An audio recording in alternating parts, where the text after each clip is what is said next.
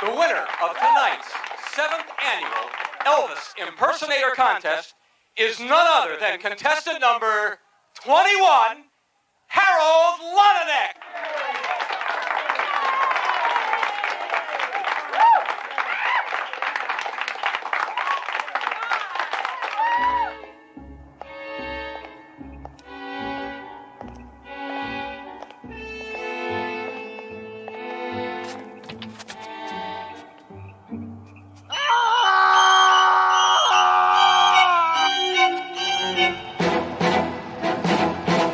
15 Elvis Presley impersonators killed in the last 3 weeks. What on earth could a killer's motive be to murder 15 Elvis impersonators? Obviously to get in the Guinness Book. Hammer, this is serious business. Performers are dropping like flies, and I want it stopped. So I suggest you and your partner get over to the county coroner's office and see what you can find out. I'm getting it again, I know it. I'm getting it. There it is. There it is. There it is. You know, for all my years of being a cop, I will never figure out how people time and time again can do something like this. It's true. The taking of a human life is just deplorable. Not that. Drawing the chalk outlines around bodies, it's a ridiculous way to make a living.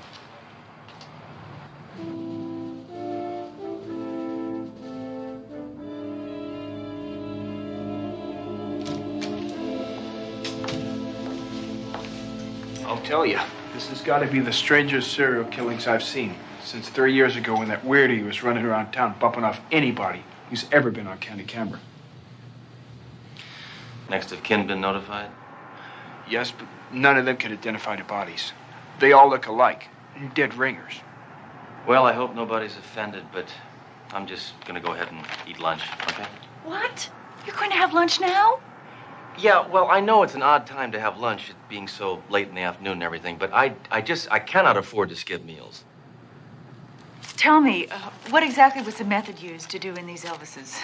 The assailant struck each and every one of the victims in the head using a blunt object. What kind of blunt object? I'm not exactly sure. Their fragment studies have led me to believe that the weapon was gold-plated.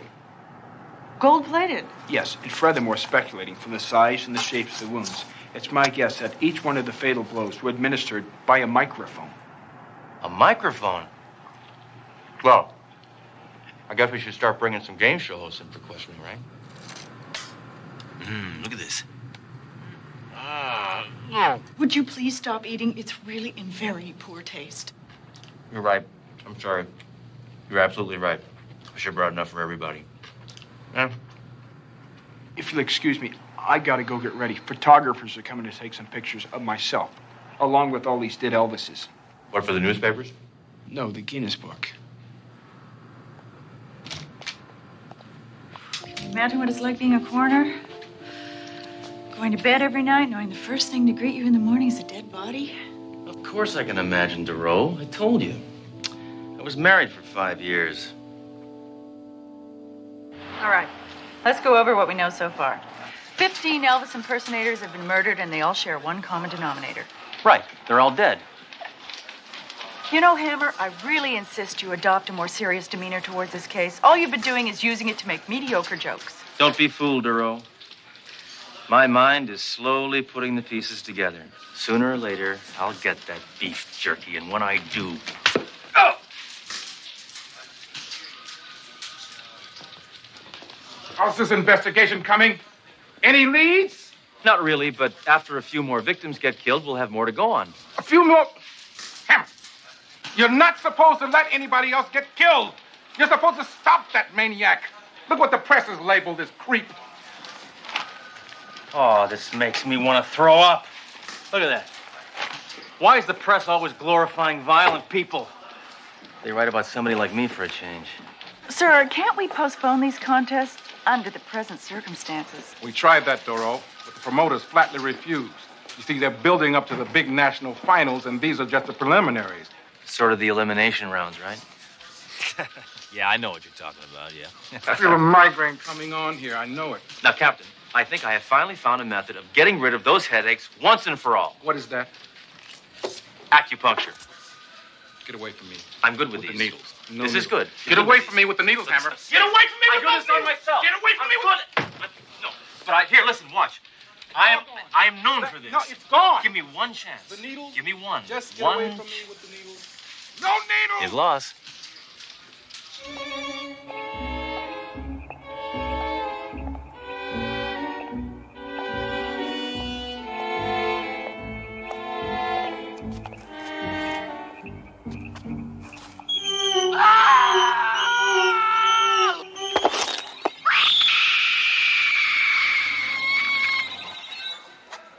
He had sideburns that were thick and bushy, and his jaw was very rigid-like.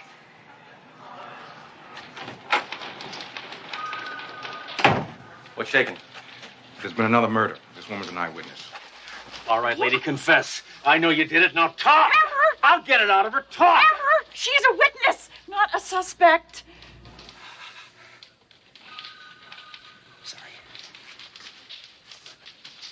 I don't know where my head is at. Aha!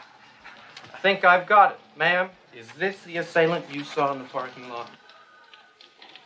That's him. This is the killer. Well, I think we finally have a positive link between our killer and his victims. Captain, we're going to have to round up all the Elvis impersonators with criminal records. I hate to admit this, Hammer. But you're right.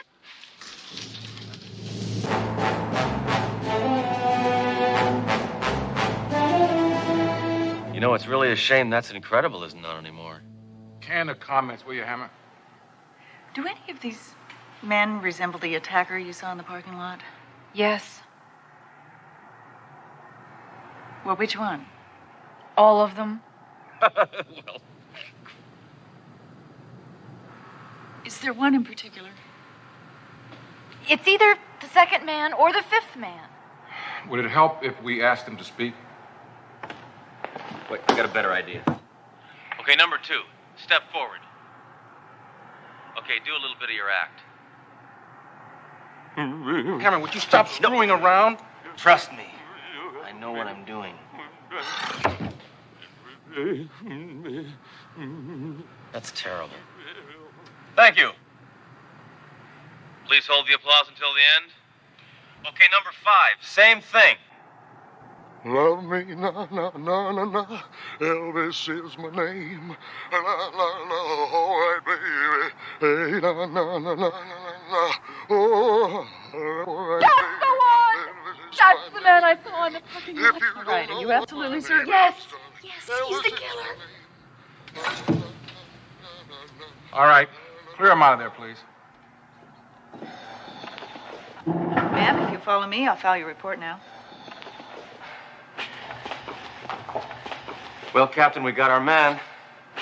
Any chance of me rocking and rolling on his skull before you book him? Hammer, the man identified is a cop. I put him there to test this witness's credibility. We're back at square one. Not true, Captain. We can set a trap for this lard head. We'll lure him in, and I got just the right bait. What's that? Me. I'm gonna do Elvis.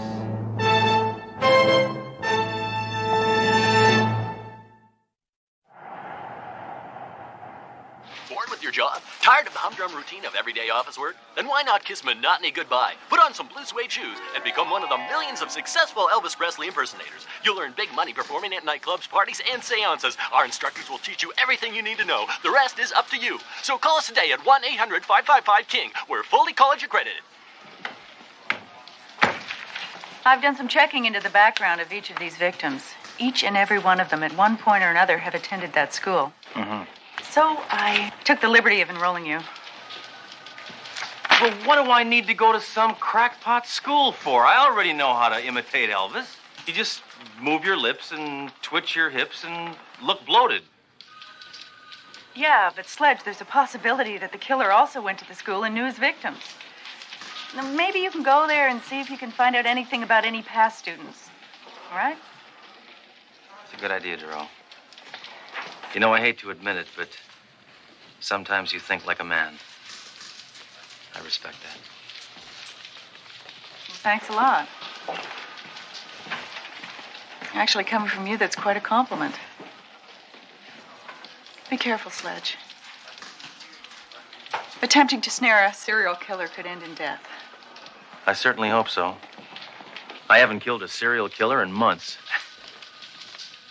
But if I ever do lose my life in the line of duty, there's one very important last request I'd like you to follow up on for me. Sure, Sledge. What is it? Make sure my transmission gets rebuilt.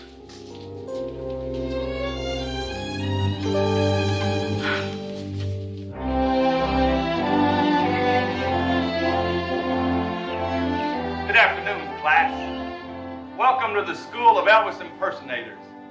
I'm your instructor, Mr. P. Now, after you finish this 12-week course, I'm going to have molded you boys into kings.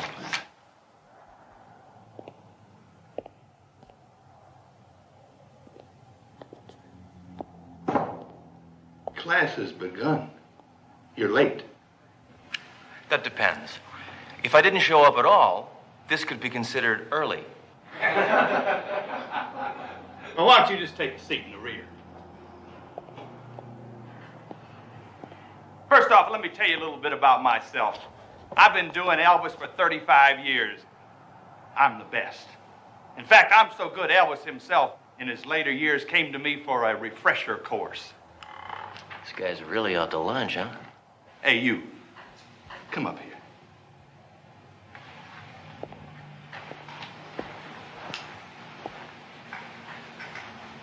I know your type. You ain't nothing but a troublemaker. Oh, yeah? You had any troublemakers like me recently? Now, why in the hell would you ask that, boy? I guess I just have a suspicious mind. Well, I don't think you can make it in my class, smarty pants. And you're going to have to prove it to me that you can. Right now. Or I'm booting your hide out of this class. Now, dance! What? I said dance! I want to see if you got a natural, God-given sense of rhythm. Now move your body, boy, and dance!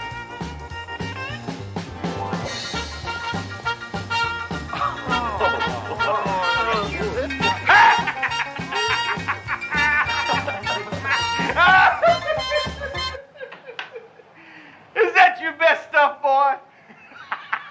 Well, you ain't nothing but a big old wuss. You think I'm a wuss?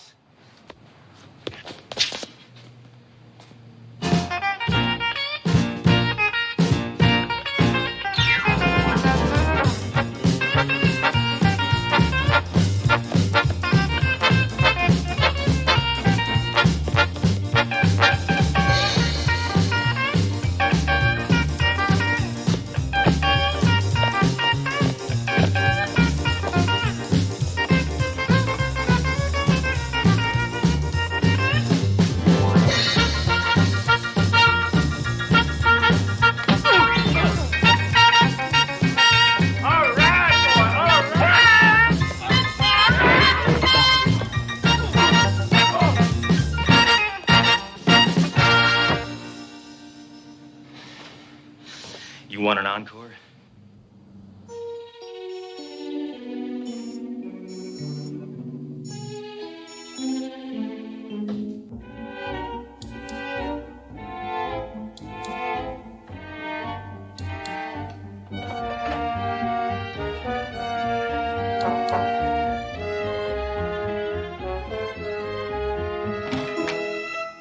You're not supposed to be in here. This is the student record room. Private. I'm calling the police. Hold off, friend. I am the police. Inspector Sledgehammer. And I'm on an investigation. Investigation? Say, maybe you can help me. Can you think of any past students who might have, I don't know, acted sort of strangely? Yes, all of them. Can you think of one who might have resorted to murder? I'm not answering any more questions. Leave. Right now. I want to get home in time to watch Mr. Belvedere. I guess somebody has to.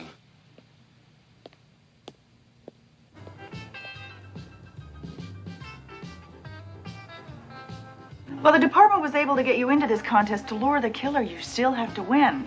Don't worry, Duro. I'll win.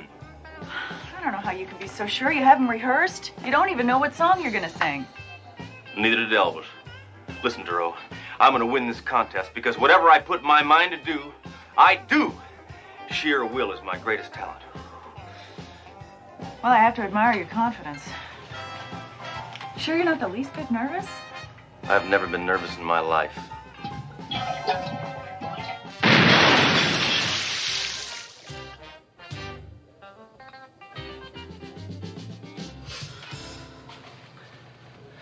Now, where am I on this lineup? Well, you're following a guy from Dallas and preceding somebody from Miami. Between Dallas and Miami? What a terrible place for me to be. I'll be rooting for you. All right, now it's time to bring out our next contestant, Mr. Sledge Hammer.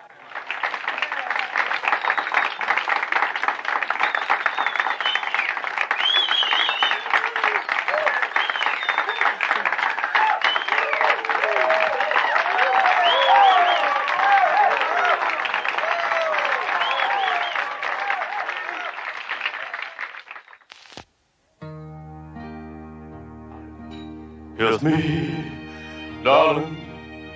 Oh, kiss me on the lips. Kiss, oh, on the mouth. Kiss me on the mouth. Kiss me east. Kiss me west. Kiss me north and south. Kiss me if you kiss me, kiss. Shut up! Shut up!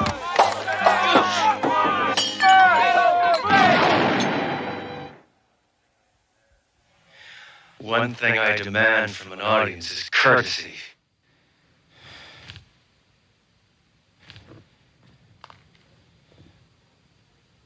Well, no matter woman, look exactly like you. Oh no. Well, no matter woman, look exactly like you. Oh yeah. No matter woman, bad news to you.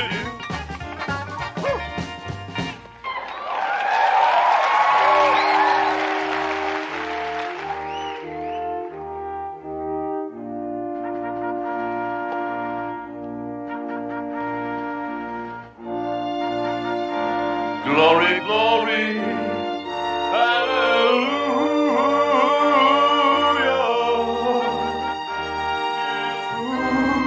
Is marching.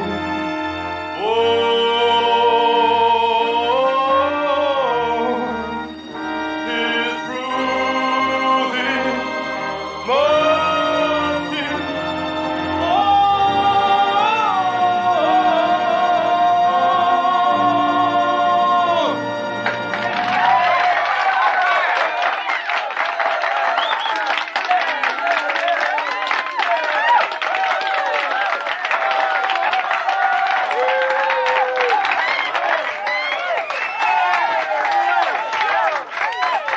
Glory, glory. Papa.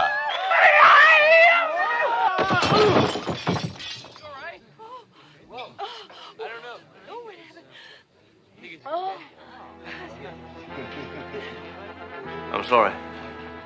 That was reflex. I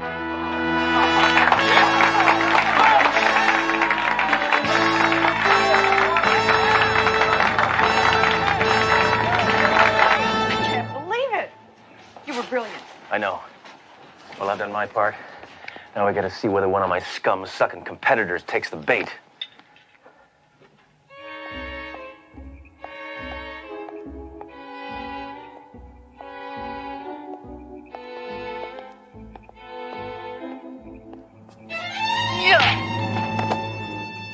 Freeze, sea eel. I'm booking you for a lifetime engagement.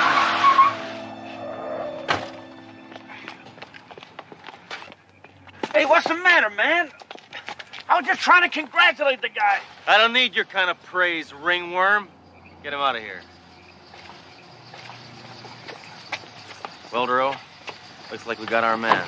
Are you sure, Hammer? I mean, I didn't see him wielding his golden microphone. That's part of the demo. No, that golden microphone is probably just a load of bunk.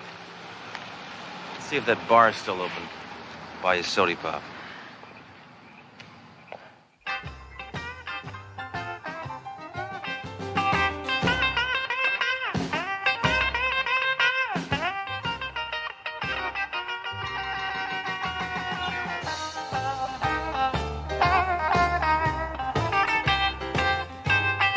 Hammer, that man has a golden microphone. Oh, thanks a lot, Duro. I really need you to tell me these things. Hey, buddy, just who the heck do you think you are? I'm the greatest impersonator of Elvis who has ever lived. It was you. You killed them all. Why? Because I'm clearly superior. I was laughed at. That's why they all had to die. Okay, Frico. But that still doesn't explain why you chose not to waste me. I knew you were a policeman. There's only one person who could have known that I was a policeman. I know that guy. He's the janitor in the Elvis school. I also clean nightclubs. For years, I have had to watch those people inferior to me enjoy the bright lights of the stage. I can do Elvis more efficiently than any of you.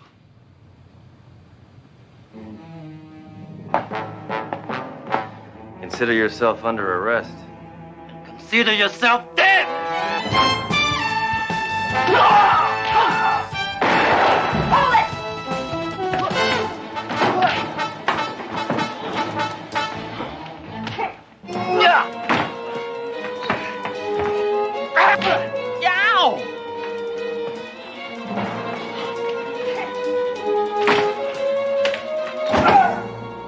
Goodbye, Sledgehammer!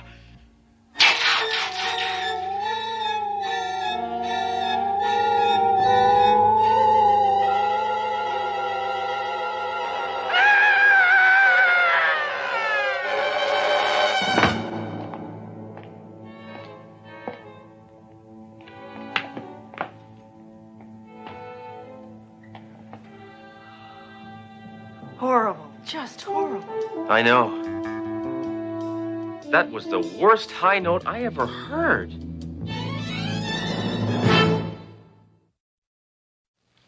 Hammer! Hammer, you be happy. Hammer! You'll be happy to know that that freak you bagged is going to be making a full recovery from his electrifying performance last night. Oh, Captain, don't be cruel. Oh, I'm sorry, Hammer. I know you're sensitive about Elvis puns. It was unintentional, really. Oh, Hammer. Are you all shook up over sending a man to do the jailhouse rock, huh?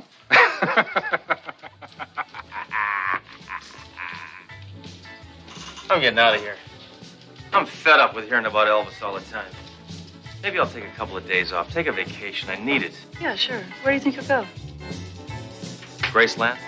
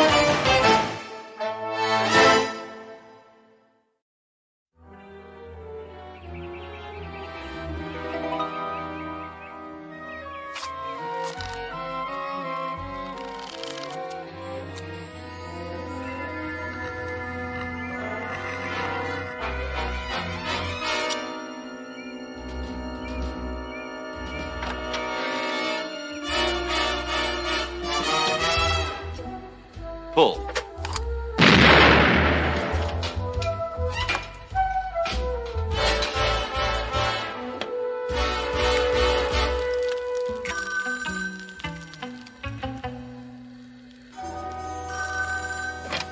Yeah, talk to me.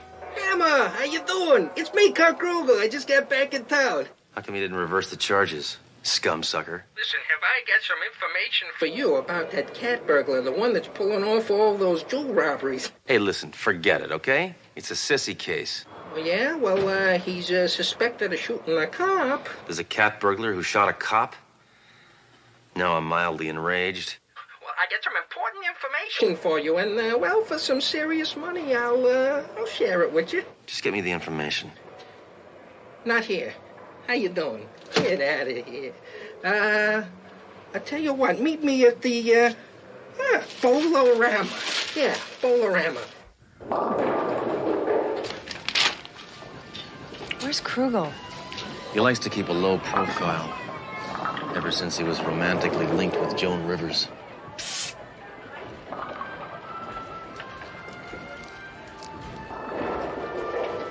That must be the instructions. Ow! Cow! Wow! Ow! That must hurt. Ooh. Fine sense of deduction, Thoreau. Of course it hurts. Wow. What does it say? What's that nail? Don't lean on the ball return. Put money in a hole of this bowling ball, then roll it down the gutter. I'll send back with information hidden in the hole.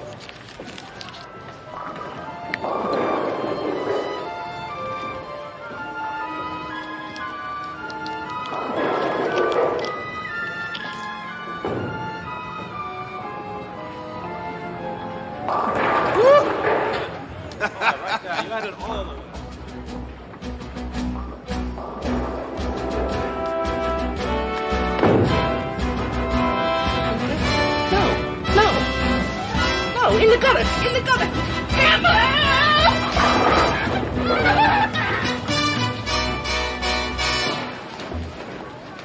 What are you doing? What? You're supposed to be throwing a gutter ball. Not in front of other men, Thoreau.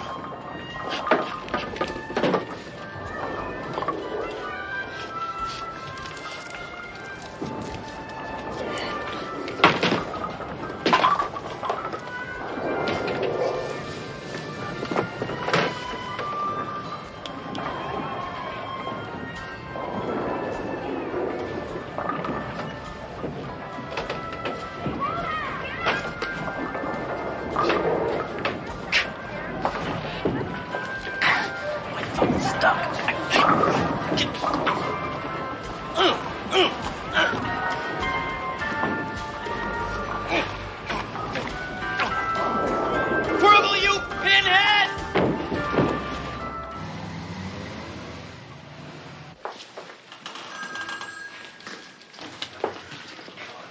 Hey, Inspector Hammer.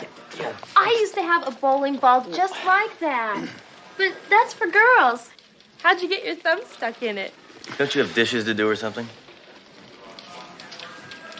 Come on, Norman, get this off me. Sure, I'll just cut off your thumb. Look, there's important information in there. Now get it off me. I'll be right back. I'm really sorry that these robberies have caused you so much embarrassment, Commissioner.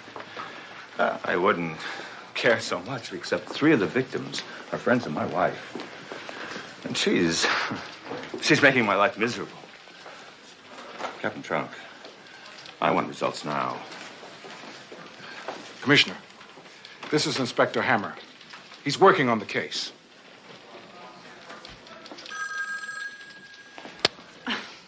Another of our officers got very, very close, but the cat burglar shot him. I promise you, we will do better next time.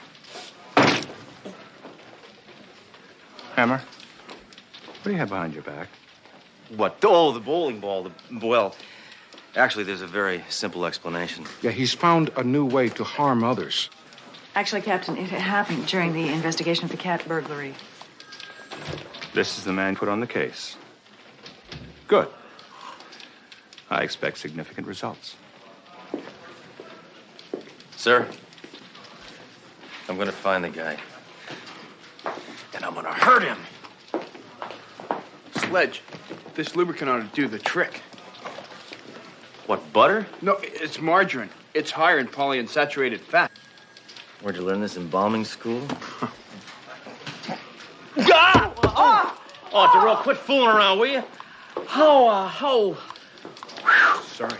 Oh, message. Oh. Hammer, the cat burglar was a famous second-story man from England, imported by persons unknown to rip off all the wealthy people in town.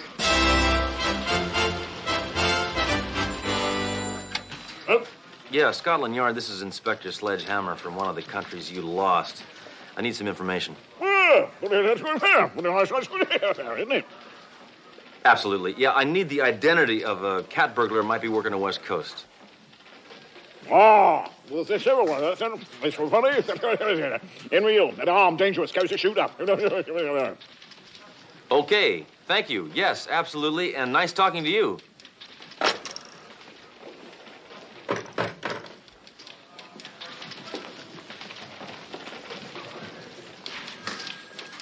All I could get out of him was Henry Ill, whatever that means. Well, the inspector obviously had a Cockney accent. He meant Henry Hill. Very impressive linguistic skills, Duro. Dankeschön. Ne dada. Excuse me. The friends of Commissioner Halberstam's wife are here.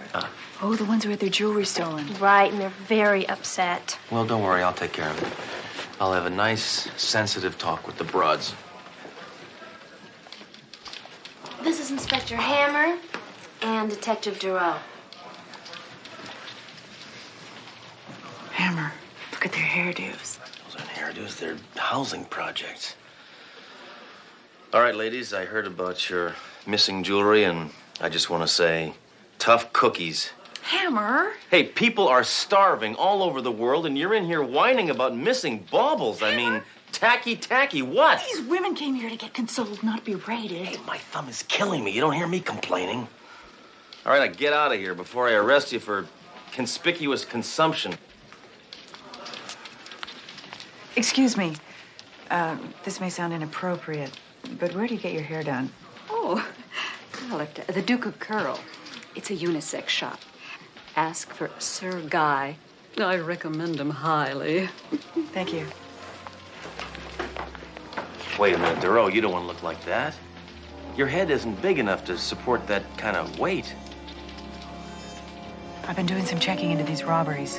All of them took place in the morning when these women were getting their hair done. So while they were being washed and permed, they were also being clipped. Someone must have been casing their places to know when their appointments were. Yeah. It's me, Pinhead. Look, I got some more information for you on that cat burglar. But this time, I want you to meet me at an archery contest. Listen, you weasel. I don't want any more of your dumb, elaborate, expensive ideas, you understand? I want something simple and cheap, like the $25 bus stop idea, okay? Yeah, only this time, it's gonna cost you $50. What? Why? I had to raise it. They're killing me. The new tax law cut my deductions in half. Hammer?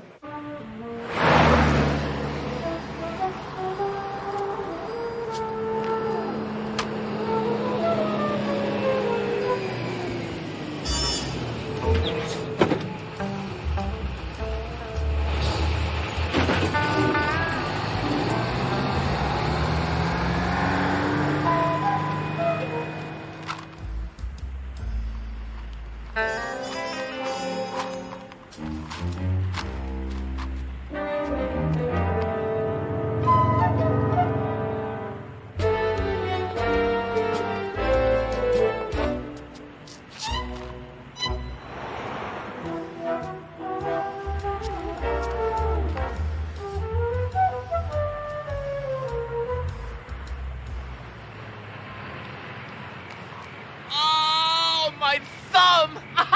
You pervert! Help! Help! Hey, I'm the one that needs the help, lady. Help! Help! Ma'am, it's all right. I'm a police officer. You don't have to stay. I'll apprehend him.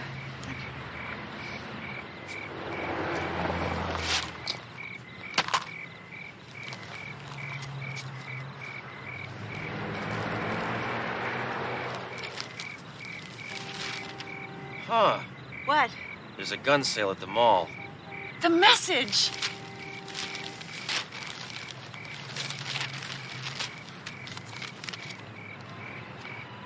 Cat burglar's next victim is a Felicia Waterhouse. Tomorrow, 2 p.m. Perfect. We'll nail him then. Yeah, well, we better, because I'm getting tired of this child's play. I want to get back to fun and games, like dealing with death. Right, that's a 10-4. One of our units just confirmed that Mrs. Waterhouse's car is at the beauty parlor.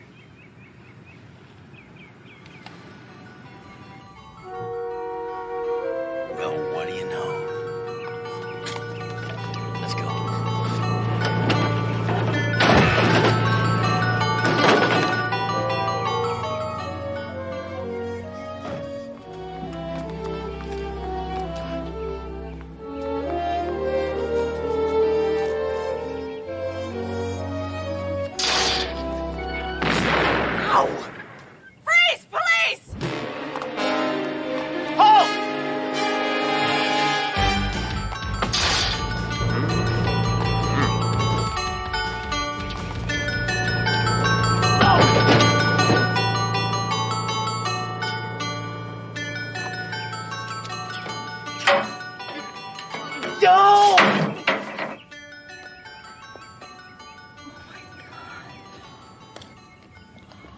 Hammer's lips are moving. He's trying to say something.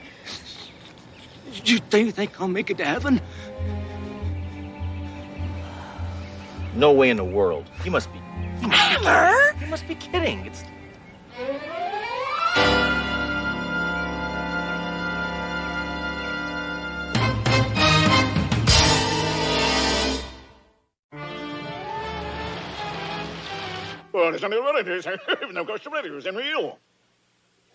He says the description fits Hill. Hill. Are you sure? He described him perfectly, except for the tire tracks on his chest. Find out if Hill worked alone. Did Ill ever work alone? Work alone. No, he never worked alone. No. Never worked alone. Why can't the English learn to speak like us Americans?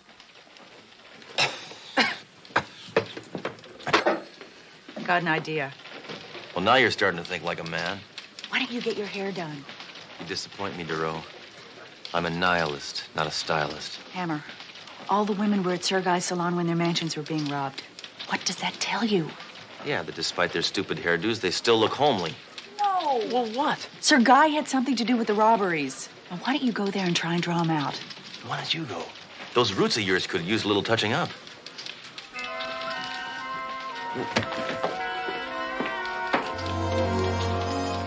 Maybe I will go. Go ahead. Do my hair. The problem, Thatcher, is that your hair has no concept. What do you mean, no concept? Well, in that it doesn't really fit the shape of your head. So, how did you come to find me? Oh, by car. Yes. Well, did someone refer you? Only a bloody bloke named Ill. Ill. Henry Ill. Henry Ill. Renee, darling, you look lovely. Beautiful. So it's unfortunate about Henry. Yes. Well, I suppose we'll just have to carry on without him. Carry on. His vocation and mine, we're the same. Really? Really. Yes, well, the jewel trade can be most lucrative. It ain't exactly crumpets. You might leave your home address with me before you leave. Oh, I might I? Yes. I'd like to put you on my mailing list so I can send you some free samples of astringent. How generous. Well, anything for a fellow countryman. Right. God save the king. Queen? Don't confuse me. If I catch him, he's gonna be Sir Dead Guy.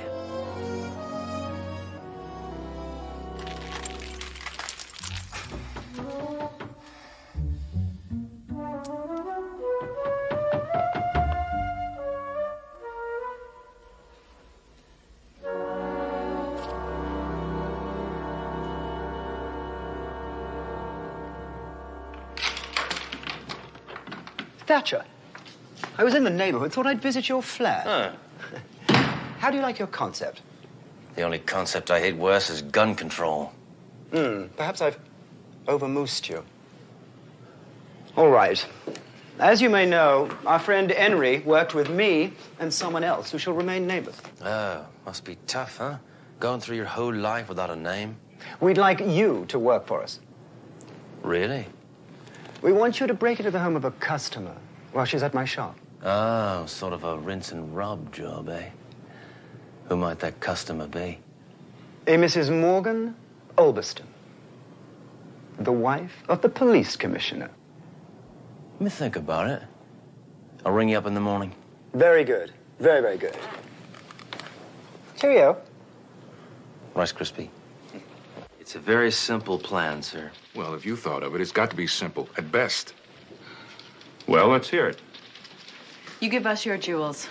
Let your wife keep her appointment at the beauty parlor, and then later Hammer will tell Sir Guy that he stole the jewels. But before I give them to him, I'm going to tell him I want to meet the brains behind the operation. Well, let's do it and finally crack this case. All right. Good work, Doro. Hammer. Bad haircut. Very bad. Sir Guy. Thatcher here. I've decided I'd like to do some second-story work. Have you done this before? Well, I usually break through the front door, but that's another story. Yes, but you see, I insist that I accompany you. What? No, actually, no. That won't be necessary. I work without a net, so I wouldn't... Very good. But you see, I like to break in men. Meet me at the Halverston mansion at past. All right. past. past what? Inspector Hammer, these are the Halverston jewels.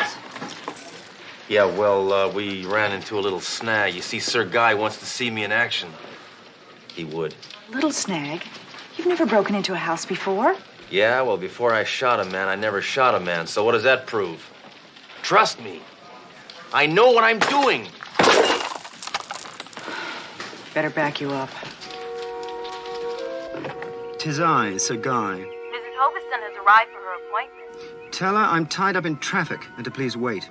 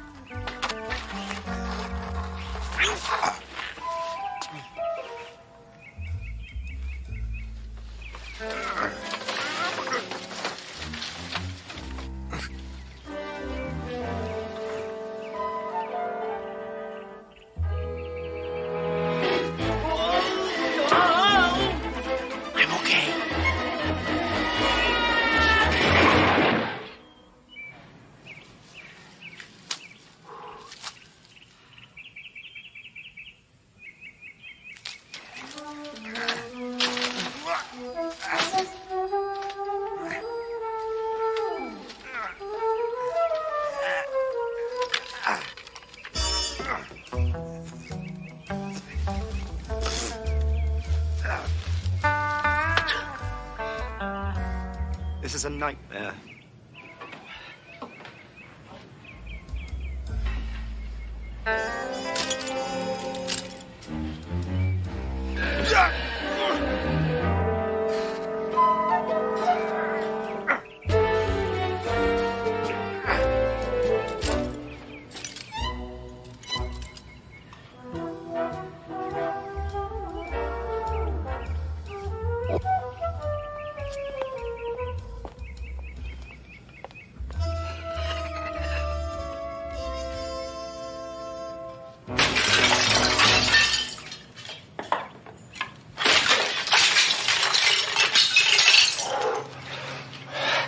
They're not walk barefoot in here, huh?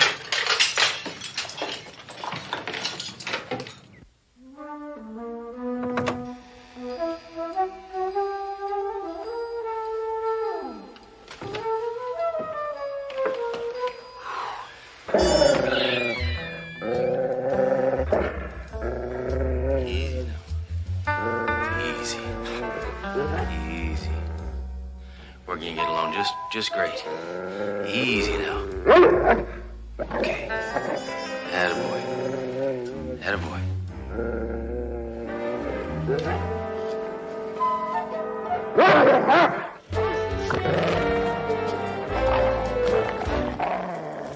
Hammer. Surprised to see me? Why should I be? You live here. That's not what I mean. What's the price that you're behind this? No, any dimwit could figure that out. Then how did you? Easy. A police commissioner can't afford a big mansion and expensive jewels unless he's on the take. Or unless he finds a lot of change in his couch cushions. Too bad you won't be alive to tell this to anyone.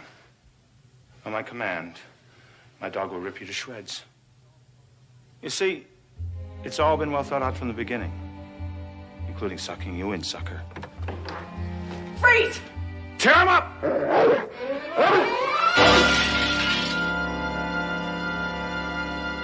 My dog. Oh, your dog is all right. But not for long. It's time once again for the $1 Million Question with your host, Bob Kenny, and our returning contestant, Mel Jordan. Mel, how you doing? Doing okay, Bob. Relaxed? Kinda, yeah. Yeah, well, good for you. You've done wonderfully well. 13 questions in a row. But now, this is what we call the moment of truth. Well, Bob, what geeks do you have for us today? These are the keys. This is the question for that brand new automobile. Are you ready? I sure am, Bob. Good. Listen carefully now. What city houses the National Football League Hall of Fame? For the keys to that brand new car, what is your answer? Pack it up, pal. You don't have a chance. Canton, Ohio. The home of the National Football League Hall of Fame is located in Canton, Ohio. Yeah! Mel Jordan, you got yourself a brand new car. All right. Mel Jordan, here are the keys, and tomorrow on live TV, you'll be going for the grand prize on the $1 Million Question. See you then. Have a good day now.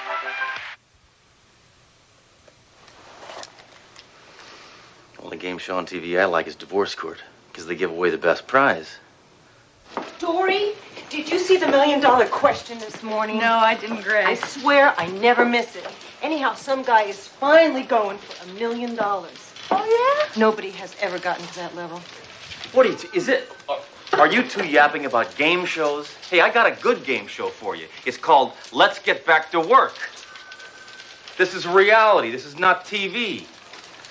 Boy, the women get together, the mouths go open, and everybody's talking. Comparing your favorite brands of soap and your water weight gain. This isn't a beauty parlor. It's a precinct. Okay, forget it. Well, I was just trying to be sociable. Hammer, both men and women watch game shows. It's a very popular form of entertainment. Oh, listen, last week I made an arson suspect walk across hot coals. Now that's entertainment. Game shows are for people that are low on brain cells. That's not true. Have you ever played Trivial Pursuit? That takes brains. Thoreau, I am in pursuit of one thing, and that is justice. And that takes bullets.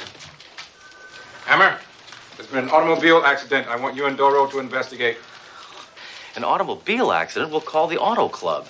An unlicensed vehicle went off the pier into the West River, Hammer. Well, then call the Auto Club and Flipper. There is a dead body in the vehicle, Hammer. Why do you always save the best for last? Let's go, Duro. No, not until you drop the subject of game shows. All right. Let's make a deal. Hey, come on, hoist that car up!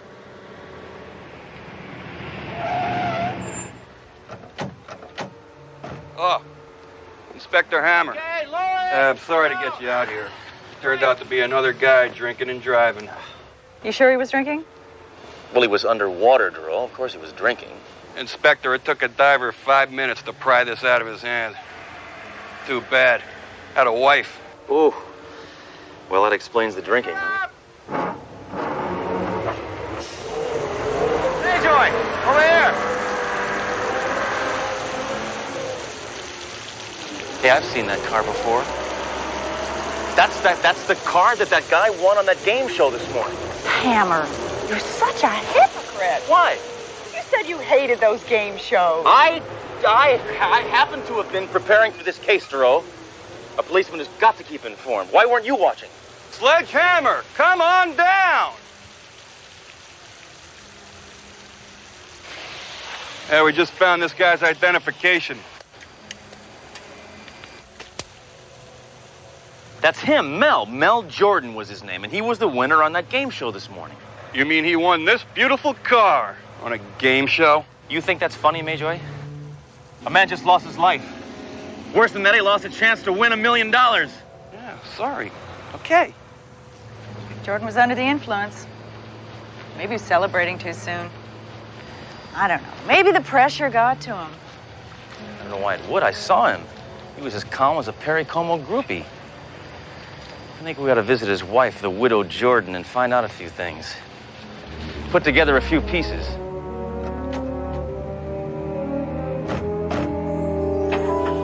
I'll move in a second, Inspector. Oh, never mind. Wait, no, I'll go around.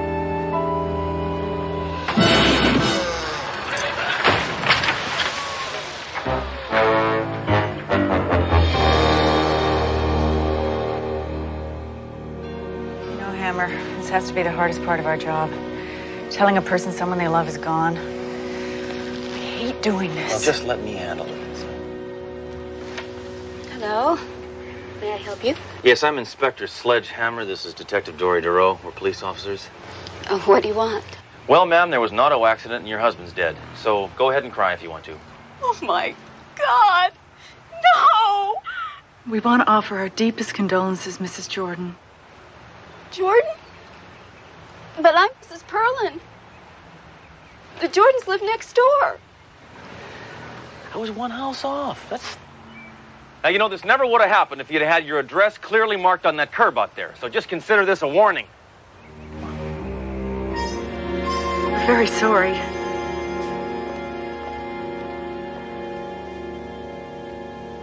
Would you like a tissue? No, thank you. I have a year's supply. They came yesterday with all the other lovely prizes. Was your husband a heavy drinker? No, absolutely not. My man was kind and decent and gentle. Too bad he wasn't waterproof. Game shows and contests were his life. When's the last time you talked to your husband? Oh, he called right after he won the car. He said he was coming straight home to study. You know, we're going to start a family this year. There's a game where you win a kid? We have to be going now, Mrs. Jordan, but we just want to offer our deepest condolences. Oh, wait, no, tell me. Just how bad was the accident? Well, if it's any consolation, it is one of the more peaceful ways to die. Locked in a car, clawing the doors, your lungs fill up with water. I guess the first couple of minutes is pretty scary, but then you die, so you don't know.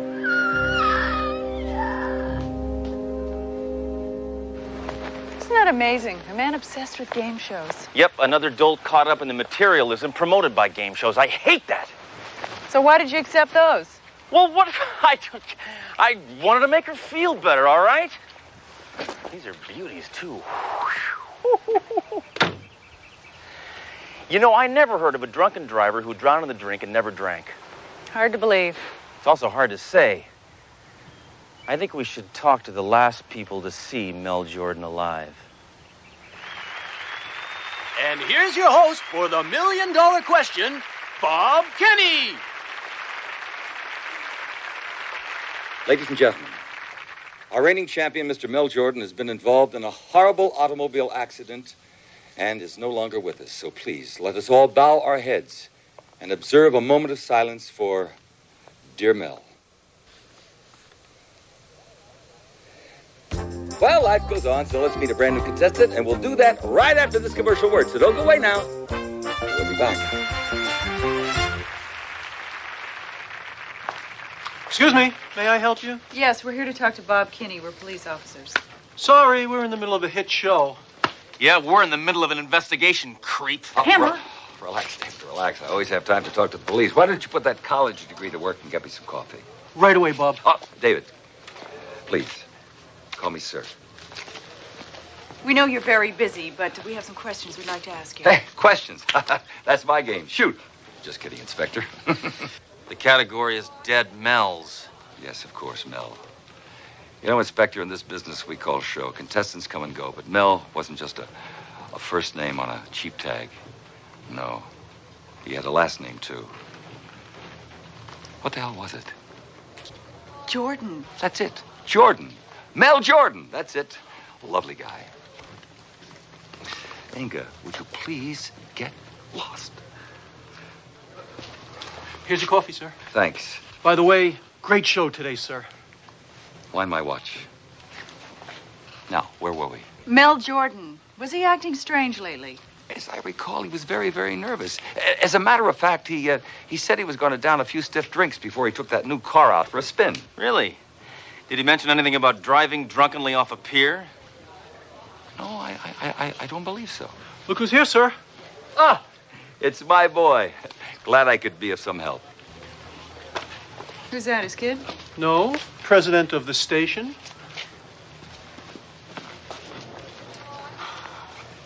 I don't know, Hammer. I think maybe for the first time, Mel Jordan has been overwhelmed by his good fortune. I don't buy it. There's something about that guy I don't trust. What is that? He's a game show host.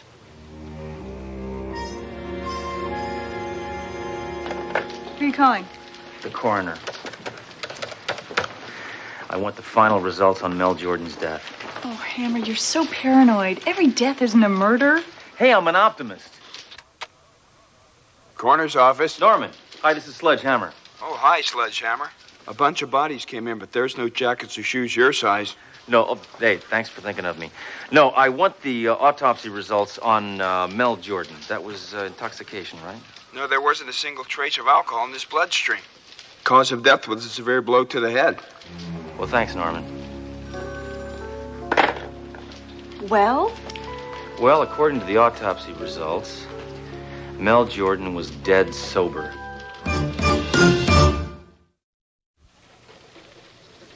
Hammer, look at these old newspaper clippings. Oh, yeah. Oh, a sale on white walls. Huh. No, below that. There's an article on Bob Kinney. Apparently, he filed for bankruptcy over a year ago and had gambling debts of upwards of $1 million. State records show that they were paid off 6 months ago. $1 million prize and $1 million gambling debt. Now, that could explain why no one has gotten to the $1 million level, because he will not let them. There's no money to win. So he puts on people with the IQ of cotton. Yeah, what about Mel Jordan? Mel Jordan took him by surprise. You see, he looks dumb, but he turned out to be a genius. A trick I've used myself. I think I'm going to go down and have a little talk with Bob Kinney about his choice of contestants. What do you want from me now? I've told you all I know about that Jordan guy. Will you stop harassing me? I'm a very busy man. Yes, Bob is a very busy man. Hey, I'm not harassing you. If I were harassing you, you would know it. Listen, I love your show. I tape your show. And I want to be on it. Are you kidding? Is he kidding, Bob? What are you, a ventriloquist dummy? No, but I filled in for one once. David, please, get me some coffee. Look, Inspector, you're just not the type for television. Well, what do you mean? Me and my gunner billed as regulars on the local news. Look, why don't you just leave? Shut up, David. Sure, Bob. Why don't we give the inspector a chance? Run a question by him. Great idea, Bob. I'm game. Go. All right, Mr. Hammer. What is the title of the Academy Award-winning film about a peace-loving man who united India? Rambo. I love it, a cop with a sense of humor. I'm going to love promoting you on the air. You're on the show. Great. You're kidding. Well, great, terrific. Oh, I look forward to it. Maybe I can put you through bankruptcy again. Bob, why are you putting him on? That guy's as dopey as all the others. I'll humiliate him on local TV. That'll deprive him of all credibility. So if he tries to charge us with something, it'll make him look like a sore loser. Brilliant, Bob, but I'm scared. Look, you work for me. I'll tell you when to be scared. You wanted to work in TV, didn't you? Yes, but I killed a man for you. That's part of working in TV. Do you know how many people would kill you for your job? Okay, Bob, okay. Can I get you some fresh coffee? No. Your coffee-making days are over. Like be a coffee cake. Hammer, you're going on that game show? Shut up. Just be... Look, it's the only way that I can prove that Kenny can't pay the grand prize. I'm going all the way. $1 million. Yeah, but why did they let you on in the first place? Kenny thinks I'm not the brightest guy in the world. Sledge, did it ever occur to you that you're not the brightest guy in the world? That's why you're going to help me. I know a great reference library. I'll get an ear radio from the SWAT team, and you feed me the answers. I can't lose. Well, that's cheating. Trust me. I know what I'm doing. And now, let's give a big welcome to your host of the $1 Million Question, Bob Kenny. Thank you. Thank you very much for that warm reception, and welcome once again. All right, Hammer. $1 Million Question. I'm sad. Joan Drew. Joan, welcome back. Nice to see you. We need a challenger for you, and who might that be? Bob, our next contestant is a police officer whose hobbies are police work. Please welcome Inspector Sledge Hammer. Sledge, welcome to $1 Million Question. Now remember, Sledge, you are the challenger. That means you'll begin. But before that, let's meet our prize lady, the lovely Inga. Sledge, as you can see, we have 5 categories here. They are faces and places, food for thought, the good book, famous berries, and grab bag. Pick a category. Grab bag. Tough category, my friend. A potpourri of very hard questions. Thank you, Inga. Now, remember, Sledge, very important. You control the board as long as you answer correctly. Incorrect, Joan takes over. Here is your first question, and listen carefully. What is the name of the artist whose famous painting depicts a beautiful woman standing in a clamshell? Art. Okay, I got it. Wait. Okay, Botticelli. Botticelli. Correct. What is the lowest temperature ever recorded in the continental United States? Hold on, Hammer. It's, Minus 70 degrees. Precisely. He was the only president without a first lady. Hold on, Hammer, I'm looking. It was, James Buchanan. That's right. What medieval hero fought the monster Grendel? Beowulf. Who's buried in Grant's tomb? Grant and his wife. How many men on the hockey team? 6. What is the capital of Upper Volta? Ouagadougou. Parsec. Green. Pulsars. David Mamet. A tie. Where will you find the famous Spanish Steps?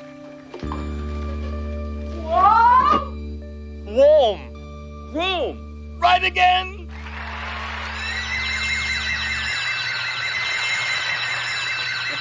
Hey, you're one tough cop. I've got my car parked out in the red zone. You want to give me a ticket? No. I'm gonna blow you away. Isn't he cute? No, Sledge. The siren means that you've answered 26 questions in a row. That gives you the right to go for $1 million on today's show. You know, nobody's ever gone this far before. I know. It's a crime. Well, let's find out if you're a real cop or if you're going to cop out. He's making his move now, Sledge. I'm gonna go for it. Inga?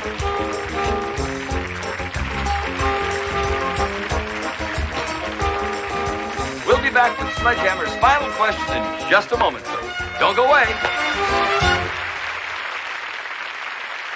That cop is a super genius. We can't afford to pay him if he wins. You flaming fool. No wonder you still live with your mother. Hammer's not going to win. There's going to be another accident.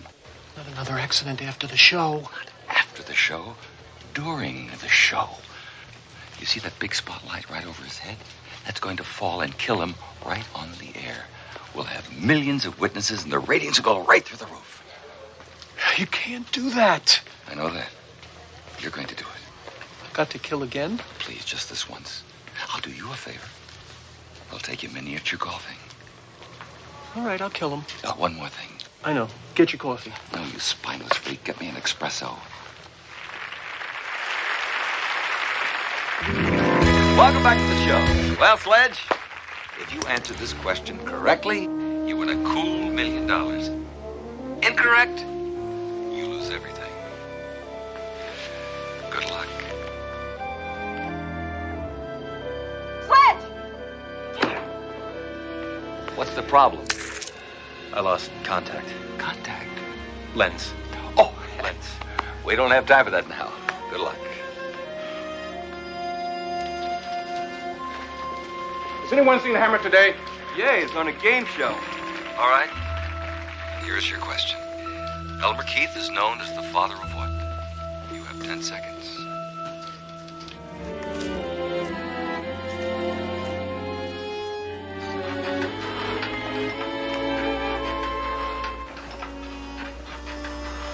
Sledge, look out!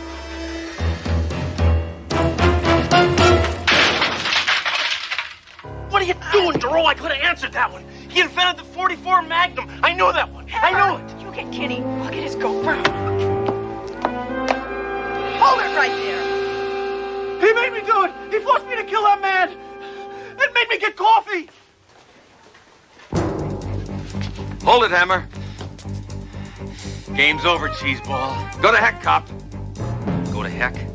You can't say hell on television.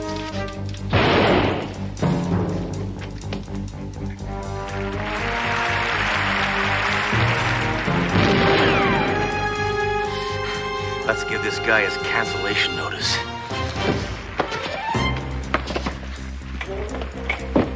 Now, it's important to remember to move the turkey before its temperature reaches 170 degrees.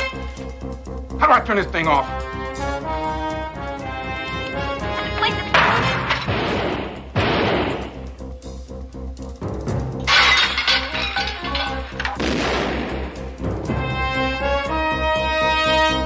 The moon, the ocean, you.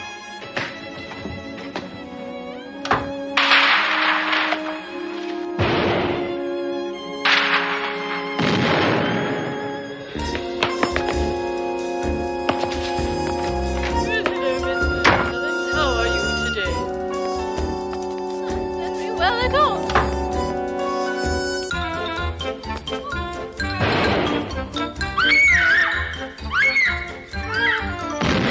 Hey, this is a great show for kids. Fortunately, no one was injured. And this just in.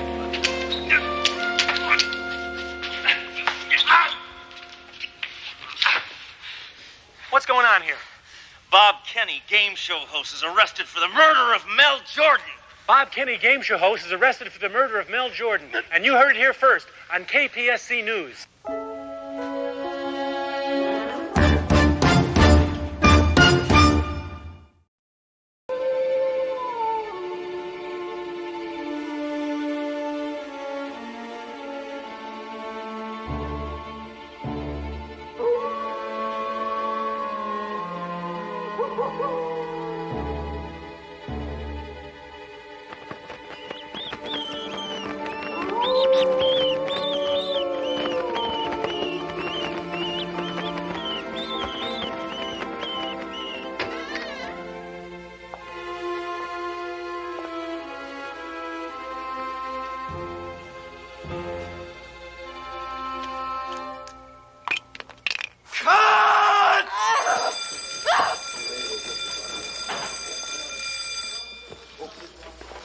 You've ruined my shot. For the last time, you hear me, old man? Mr. Schmielman, please. I'm simply not comfortable working with these special makeups. In the old days, I always played the vampire without fangs. Oh, yeah? Well, now you could play it without a job. You're fired. Zev! Get over here! Throw this senile old loser off my set. I want him out of my sight, now! I'm so sorry, Mr. Legarsky. Why don't you just come along with me? Unhand me, sir. Vincent Legarsky always makes his exits alone.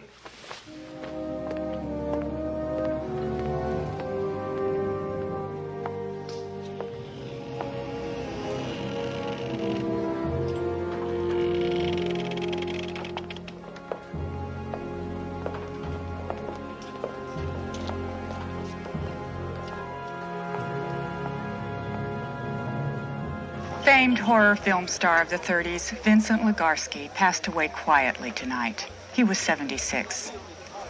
Legarsky had been working on a comeback film at the time of his death, Touch of the Vampire. He's survived by a daughter.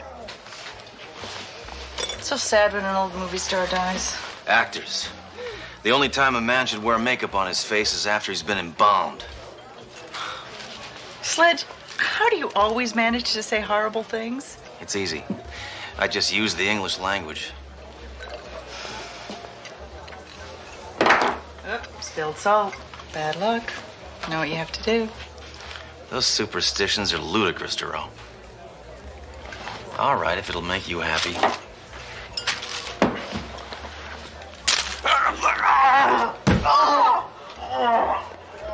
Must have heard some bad news. Wow.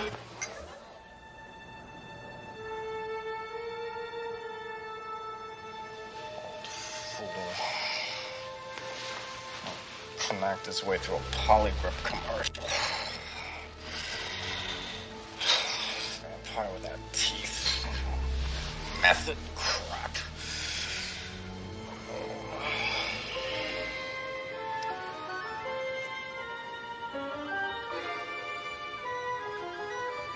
You.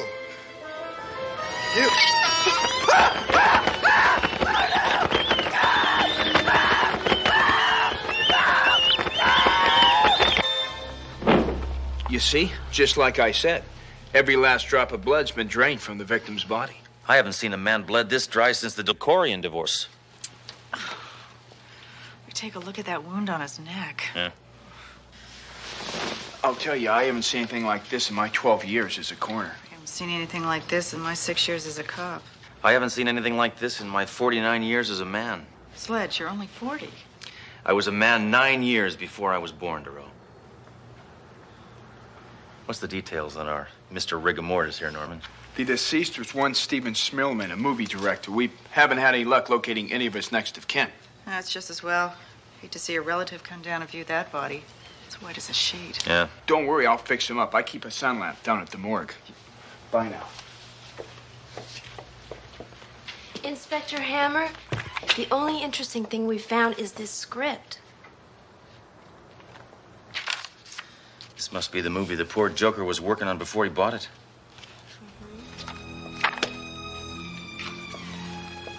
That's the movie Vincent Legarsky was working on when he died. Sledge, I think we should go to the studio that's making this movie.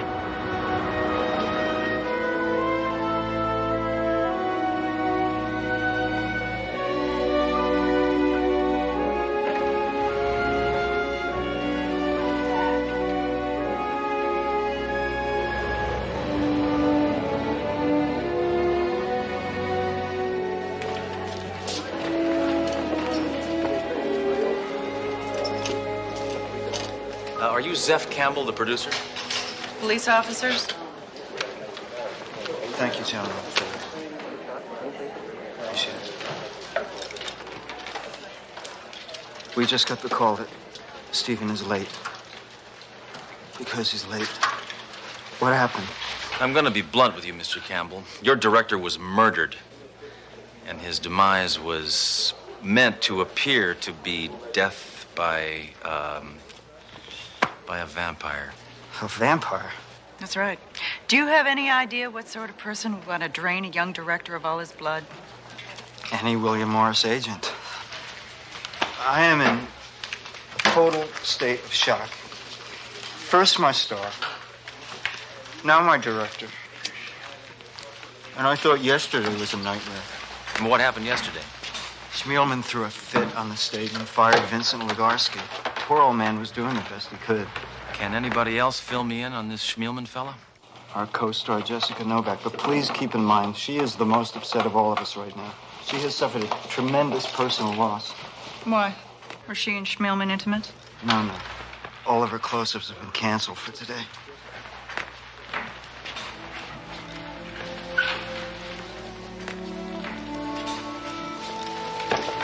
Well, thank you.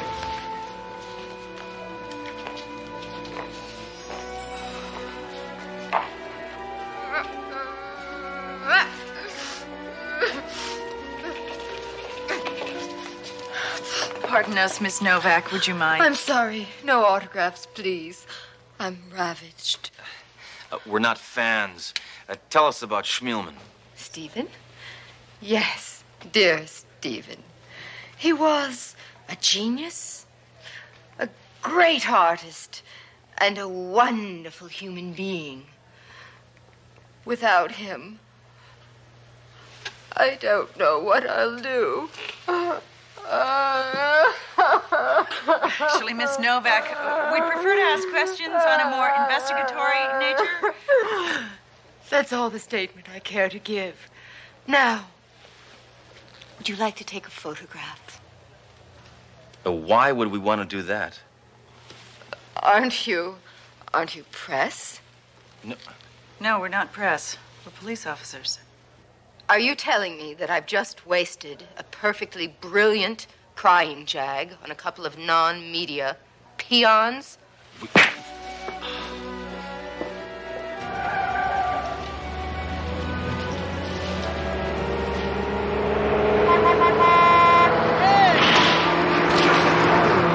Now listen to me, you've got to listen to me. It's true, I swear.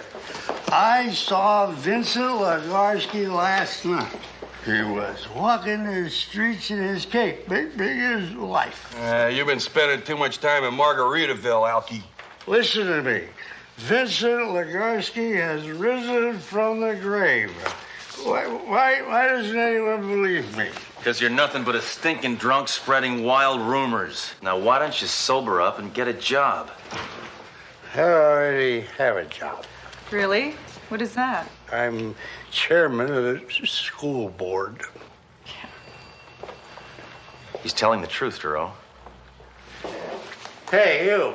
I'm telling you, I saw Vincent Legarsky out in the street. It was that dead guy, Vincent Legarsky, from the movies. Not another space cadet. What's going on? Well, I'm taking this report from this civilian who claims that she saw that deceased actor. Vincent Legarsky? That's right. I was standing on a street corner minding my own business, which is my body, when this guy came up and introduced himself as Count Bora. He said he wanted to bite me in the neck and suck out all my blood. What did you do? I told him it would cost $20. After that, he took off.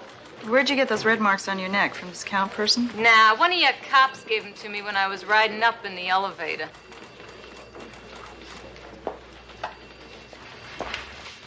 Now, Duro, I know what you're going to say, and the answer is impossible.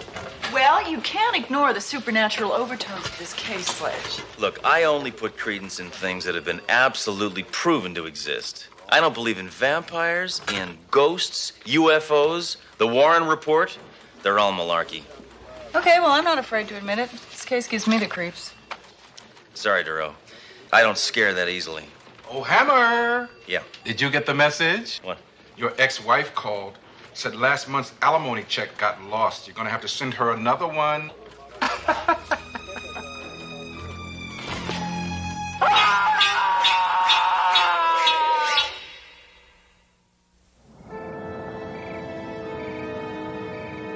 It appears the late actor Vincent Legarsky is getting more publicity in death than he did in life. Numerous city residents have reportedly cited the deceased film star. Police refuse to comment and are also remaining silent on their investigation of the bizarre murder of movie director Stephen Schmielman. Incidentally, our station will be showing several of Vincent Legarsky's old films starting tonight. Here's a preview.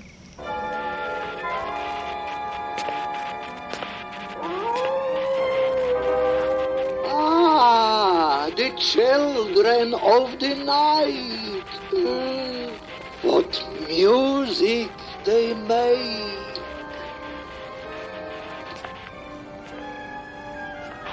I am lovely, lovely, lovely, and bubbly, bubbly, bubbly.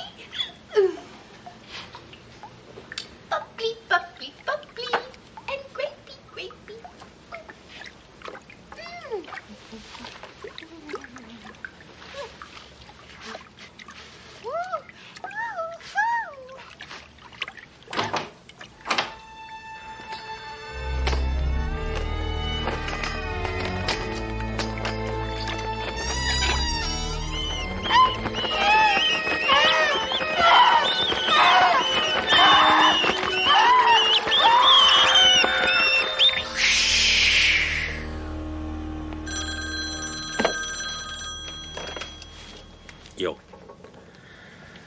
Yetero.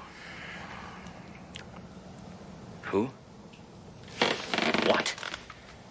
When? Why? All right, I'll be right over.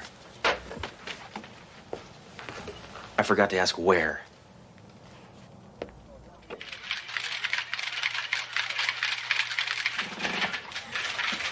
Why all the extra police photographers today? They're not police photographers.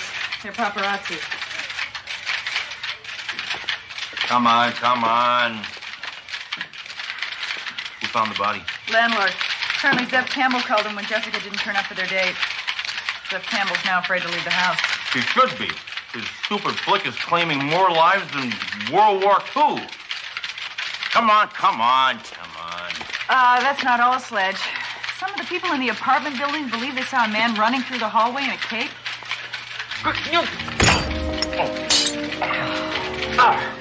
Just what the hell's going on around here? Is this Legarsky character dead or what?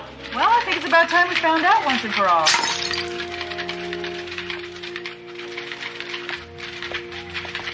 Unbelievable. Absolutely incredible. Just cannot believe this. Has this entire city taken leave of its senses? Victims drained of blood? A dead actor walking the streets? I've got officers requisitioning everything from garlic to wooden stakes. You turned me down for those 6 months ago. Doro, I can't condone belief in the occult. What, in your opinion, is the most logical way to proceed amidst this nonsense? I think we should exhume Legarsky's coffin and see if he's dead or alive. Yeah. Exhumation? Exhumation, exorcism, what's the difference? You're the only person who can issue the order to dig him up. I look like a fool. Look, I can't let the department think I believe in this vampire mumbo-jumbo. I won't say a word to anyone, sir. All right. I will approve of the exhumation if you will promise to keep it discreet. I promise, sir.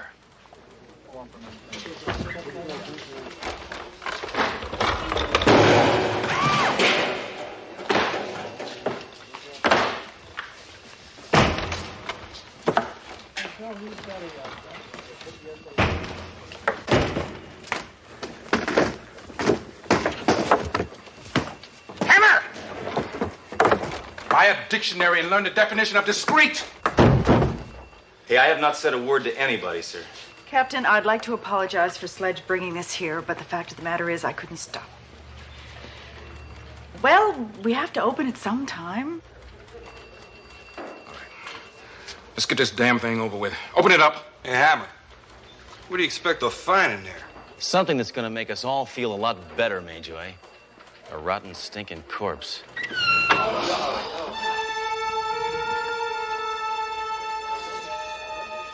This Legarsky guy is survived by a daughter, right? Yes, apparently she'd been living with him. Well, if Legarsky's daughter wants to survive, she better be able to answer some questions.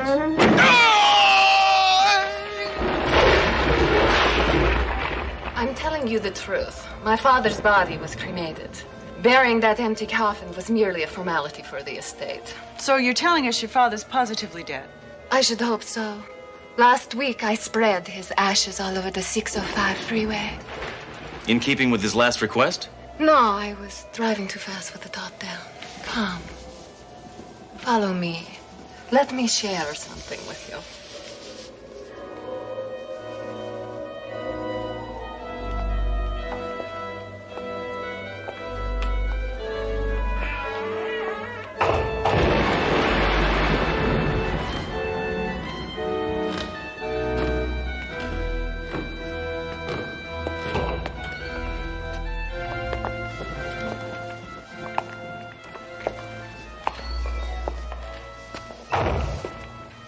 This room is testimony to my father's genius. Everything you need to know about him is in this room. Well, not everything, Miss Legarsky. Tell me why your father's director and co-star are dead. And tell me why every schmo in town has seen the old man roaming the streets like some sort of boogeyman. Tell me that, Miss Legarsky. I have no idea of what you are talking about. Neither do I. Ms. Legarsky, Under what exact circumstances did your father pass away? He was watching television, and he just quietly went to sleep. And never woke up. I hope he wasn't watching Mr. Belvedere. I'd hate to think the old fella went out suffering, you know. Oh, but how my father did suffer. He was dealt the cruelest punishment an actor can receive. He was forgotten. Unappreciative youngsters masquerading as artists made him feel old and worthless. Congratulations. That little acceptance speech for Best Supporting Psycho just revealed a motive, girlie. I'm taking you in for murder. Sledge! Let's not jump to conclusions. Oh, come on. Unhand my daughter! Vincent Legarsky, back among the living, I see. It comes as no surprise to me. I'd already suspected you were alive. When did you first suspect? Well, when you said unhand my daughter, that... Put away your weapons, sir. I admit to my little hoax, but I certainly didn't intend for my beloved daughter to be incarcerated because of it. What exactly did you intend? Why, isn't it obvious? I wanted to enjoy the accolades and tributes you can only die to receive. To further perpetuate my legend, I shocked this city with my nocturnal appearances, culminating in what's to be the greatest comeback of all time. Yes, my return from the grave. Does that answer your question? At least. It doesn't answer mine. Why did you kill Schmielman and Novak? I haven't killed anyone. What are you talking about? You already made yourself dead. Come on. You're both under arrest. So, now, how did you drain all that blood out of those bodies? Did you bite him in the neck? I have no idea what you're talking about. I know it was the daughter, right? She's got fangs from a bungled orthodontic procedure. Am I right? It's... Well, I'll figure it out sooner or later.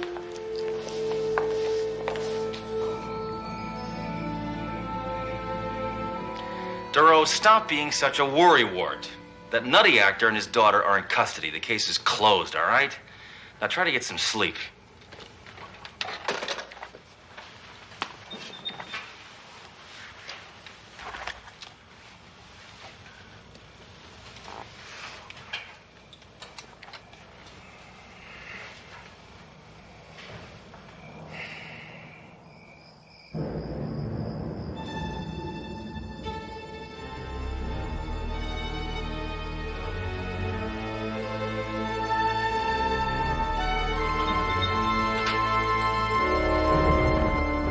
Campbell, what is this, Halloween?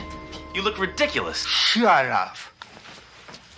I heard on the news Legarsky's death was a fraud.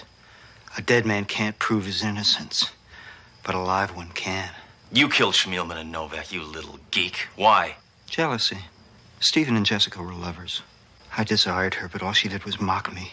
Tried to make me feel unworthy, unattractive. Well, you are. Technically, the film was finished when I killed Stephen. But doing so the day before the official completion meant you could collect on the insurance. Nice. But why did you kill Jessica? Because she continued to reject you, right? That was one of the reasons. The other was for the publicity. This film's going to make a mint by the time it's released. But without a dead Legarsky as my scapegoat, I got to ensure I don't get caught. And that means killing you. Hey, take a hike, Campbell, will you? I'll arrest you mañana. Right now, I feel kind of drained. An appropriate choice of words, Mr. Hammer. Yeah.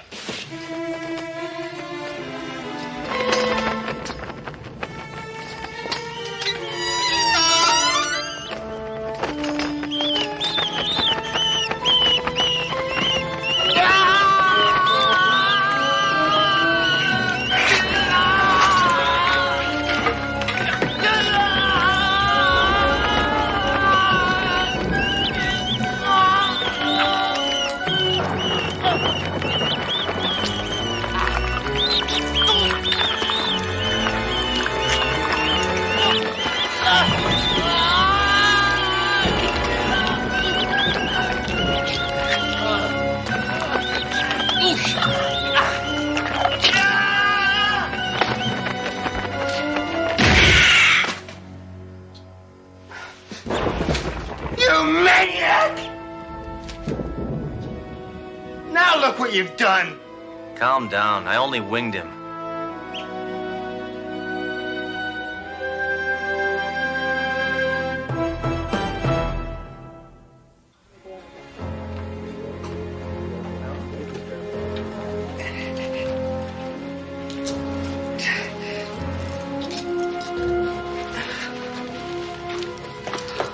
Pitiful excuse for a human being. Sledge, this whole affair has been just ghastly. Yeah. Probably turned out to be a terrific movie, though. It's funny, the only person who turned out not to be a monster was the old man who was playing one. Vincent Legarsky. What do you think will happen to him? The same thing that happens to any old-time movie star, I guess. What's that? He'll live. Forever. Ah, the children of the night. What music they make.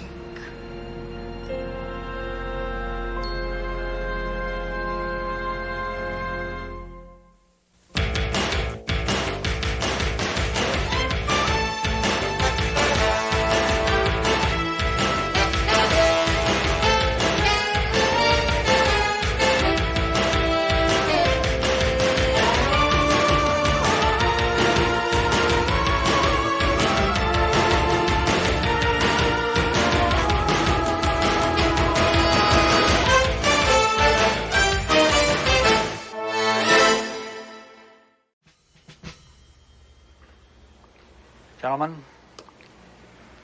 last night the B lab here at the Germ Warfare Center was broken into.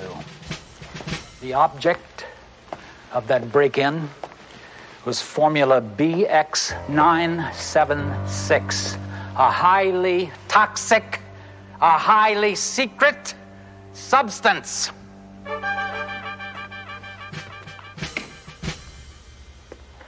Now, this man is Richard Syret, a known foreign agent. His attempt to steal a sample of BX976 was not successful. He escaped without the toxin. But although he didn't get it, he got it. By which I mean he contaminated himself. He is now highly contagious, and he will contaminate anyone that he comes in contact with, which just goes to show you this stuff is not only deadly, it's darned economical. Now, here are the 4 stages of this disease. Stage 1, hallucinations. Stage 2, disorientation and lack of coordination. Stage 3, lethargy leading to coma. Stage 4, the big kahuna, death.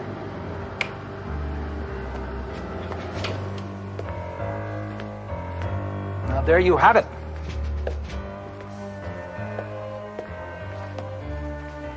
This man is on the loose, and he must be found before he contaminates everyone in this country. This mission is top secret. No one in the public knows.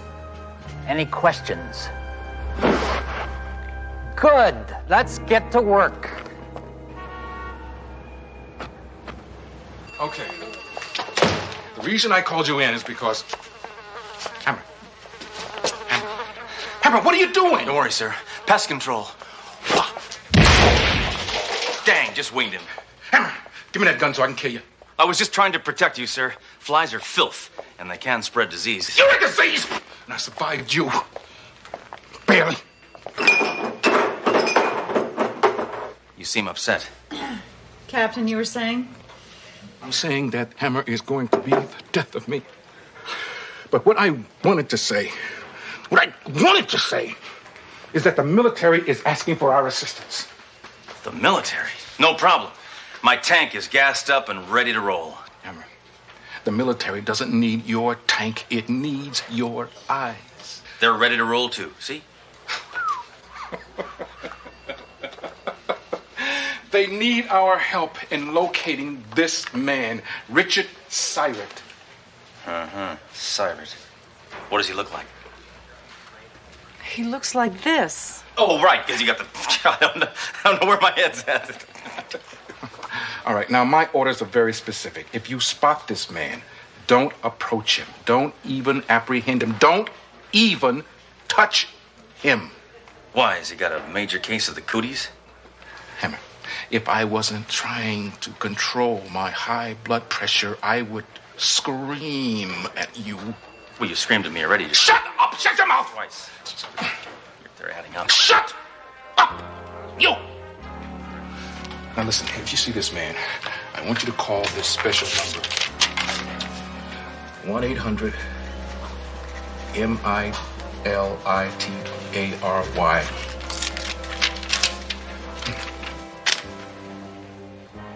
It's too many numbers, Captain. Well, obviously, Doro, you have not been in the military.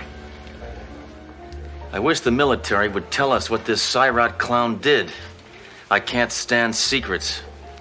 Even as a kid at Christmas, I would take my toys and I'd shake them and I'd shake them and I'd listen to them and then I'd bang them on the floor. I just had to know what was inside. What'd you find out? I found out Santa brought me a lot of broken toys. Listen, Hammer, I gotta close up. And this deadbeat's been sitting here all night long nursing one lousy beer. I'm telling you, fruitcakes like him make my blood pressure push the edge of the envelope, if you know what I mean. No problemo, Jack.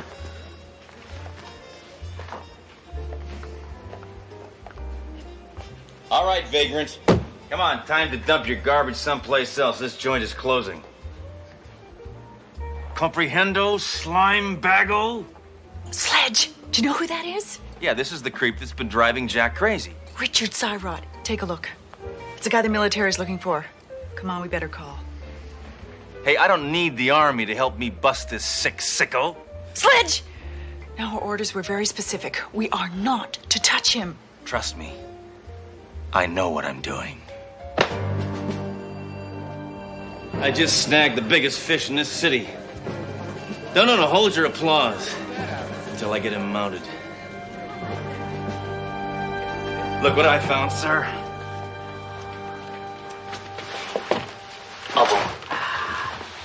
No, you... Hammer, you weren't supposed to bring him in. You were supposed to call that number. Why didn't you call that number? I didn't have 20 cents. It's toll-free, tortoise brain. All right, listen, take Cyrus down to the holding tank.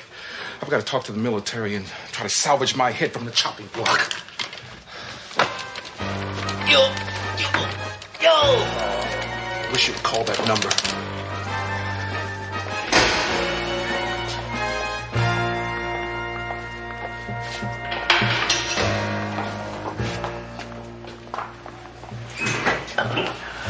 Hammer, this guy is really sick. Of course he's sick. He's probably a commie, and all commies are sick. What we really need is a doctor. Excuse me, I couldn't help overhearing. I'm a doctor. I'd be glad to come in and examine this man. A doctor in the next cell? What are the odds? Get him in here. Well, let's have a little look here. Here we go. Just take a few minutes.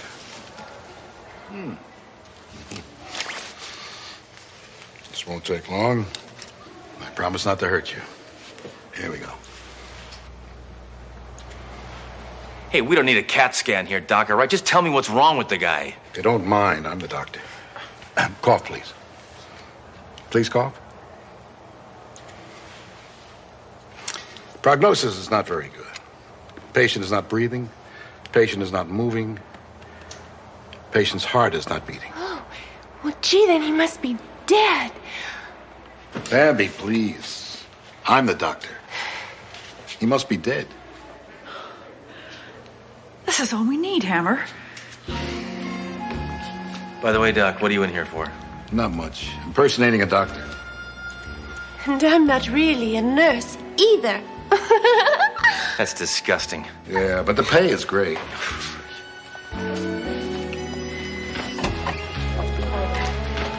Captain, Cyrot just died.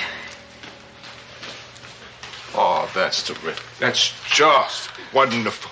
That really makes my day. What happened? Hammer shoot him through the heart?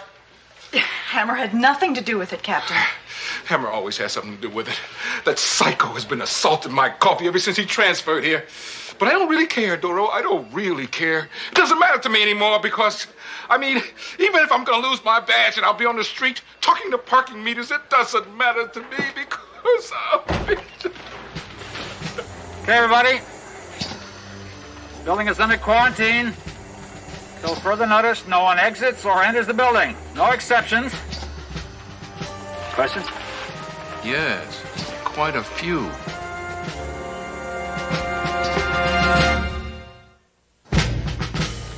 I'm Colonel Poltz. How you doing today? Horrible. You mind telling me why we're under quarantine, Colonel? Oh, please call me Mike.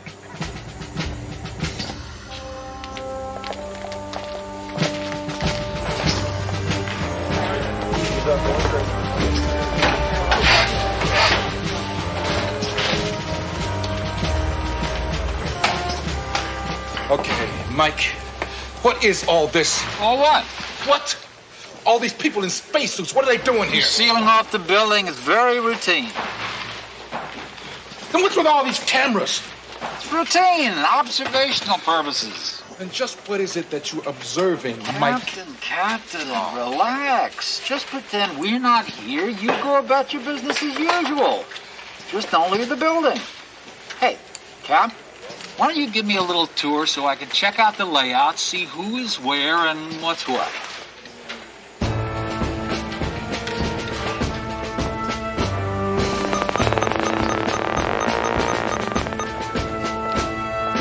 Hey, Blood.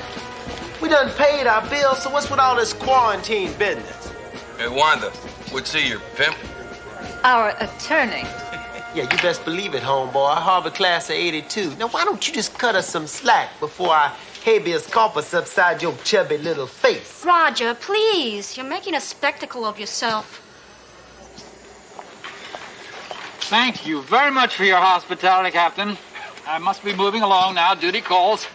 What am I supposed to do about Sirat? He's down in my holding tank, dead. Oh, don't worry. He's not going anywhere. All right, so far, you've told me nothing about anything. Now you are going to tell me something about something. All right. You're wrinkling my radiation suit. Stage 1, hallucinations.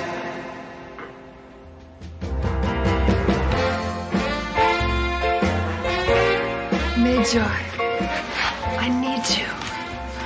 I want you. Make love to me now and forever and ever.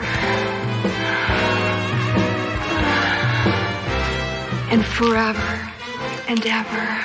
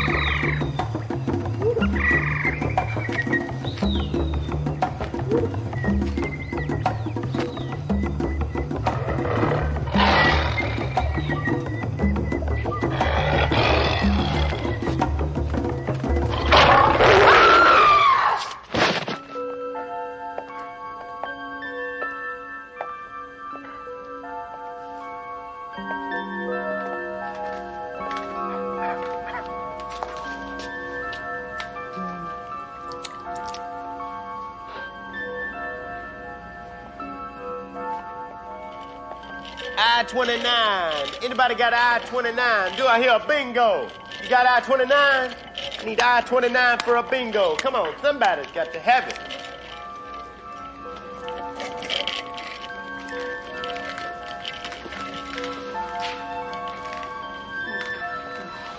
Toro, what are you doing? Me Jane. Who you? Who you? Cute, Doro, cute, cute, cute.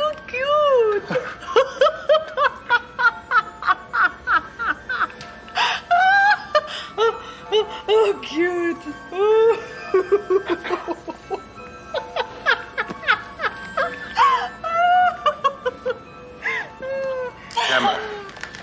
Hammer.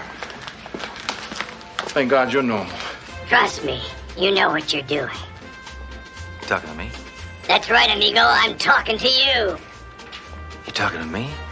Read my lips. Yeah, I'm talking to you. Well, I'm listening. Hammer, who are you talking to? I'm not talking, he is. See his little muzzle move? Don't point that thing at me. Oh, don't worry, he can't shoot while he's talking. I couldn't agree more.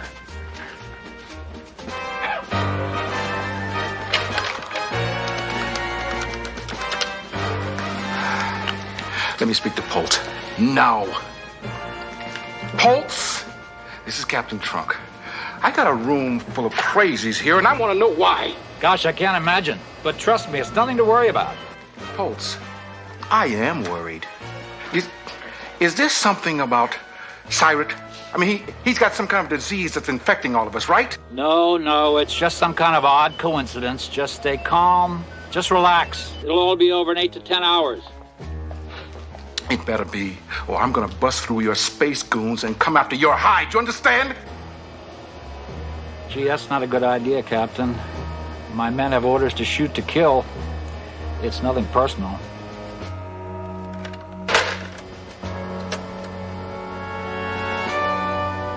Sergeant, tell the men they'll be home in time for dinner. Captain Trunk and the other quarantined civilians will all be deceased by 1800 hours.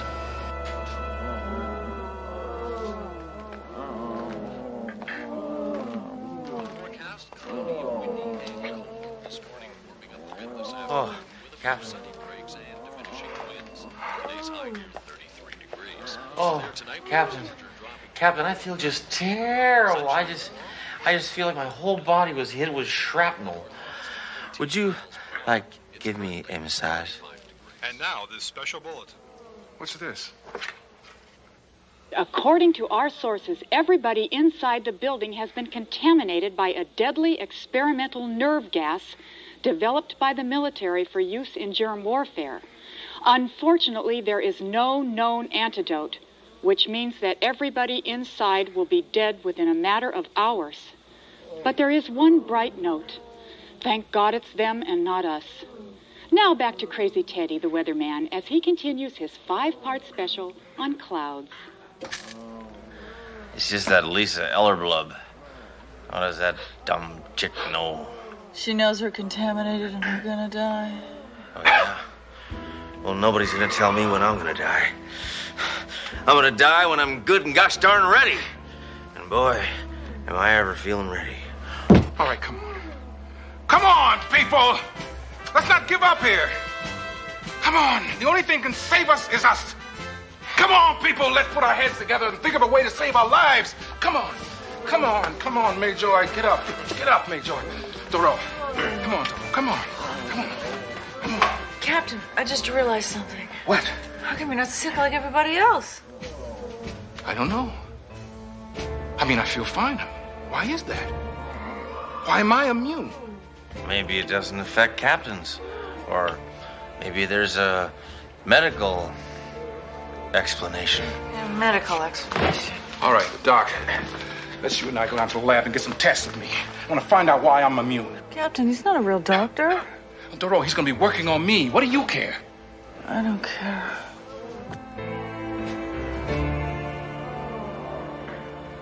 Hey, Sally, we don't have much time, so I want to say something. I've always had the hots for you. Mayjoy, I'm not gonna make love with you if that's what you're asking. Oh, come on, help me out. I'm going through a mid-end life crisis. I've got a headache. Brother, can't you think of something more original? Well, excuse me for living, but I'm dying here, and that gives me a really bad headache, okay? You know what? I hope there's no men in heaven. No chance. They're all in hell. Thank God. There's just one problem. I don't think we're going to heaven. Sledge, do you believe in the afterlife? I don't even believe in life. Well, I just want you to know that even though we're all going to die because of your stupidity, I forgive you. Yeah. You've been a great partner and a good friend. And I love you. Like a brother. Come on, Duro. This is no time to be sentimental. This is a perfect time. We're dying. You're right. In that case, I just want to tell you that you are the best partner I ever had. And I'm really gonna miss you. Almost as much as I'm gonna miss me. Ditto. Ditto, ditto, Duro. That's really sweet, Hammer. No. Doc, what'd you find out? Your blood pressure is so high that your veins are going to explode. If you weren't so mad all the time, you could control it. All right, I know I've got high blood pressure. I take pills for it. All right, I forgot to take it this morning. What's that got to do with... Oh, it can't be. Are you trying to tell me that you think that my high blood pressure makes me immune? How would I know? I'm not a real doctor. What the hell? It's worth a try. All right, listen up, everybody. I think that somehow high blood pressure can cure this thing. And the only way to raise your blood pressure is to get mad. So let's everybody get angry, get mad. Come on. Get up, get mad. Come on. Come on, you. Get mad. Come on. Come on, you. Get angry. Hey. Come on. Hammer. Hammer. I hate your guts. Always have, always will. So what? So what? Okay, what are you hitting me for? What are you gonna do about it? You're nothing but a spineless wimp. Nah, you're a woman. Hey, nobody calls me a woman. Oh, you're not a woman? Well, then maybe you're a little girl with a pretty pink dress and pigtails. You want to play hopscotch, little girl, huh? Hey, now those are fighting words. Yeah! Doro, I'm glad you're dying. Because you're the stupidest cop I ever saw in my whole life. I'm smart. Ah, smart. You don't know a suspect from sushi, Doro. You know how many times I've wanted to bounce you from here to Fresno, Doro, huh? You can't talk to me like that. I can talk to you any way I want to, Miss Bimbo. Bimbo? I am not a bimbo. Hammer! It works! Making people mad enough to raise their blood pressure is a cure. Come on, help me out here. Make everybody mad. You're real good at that. Yeah.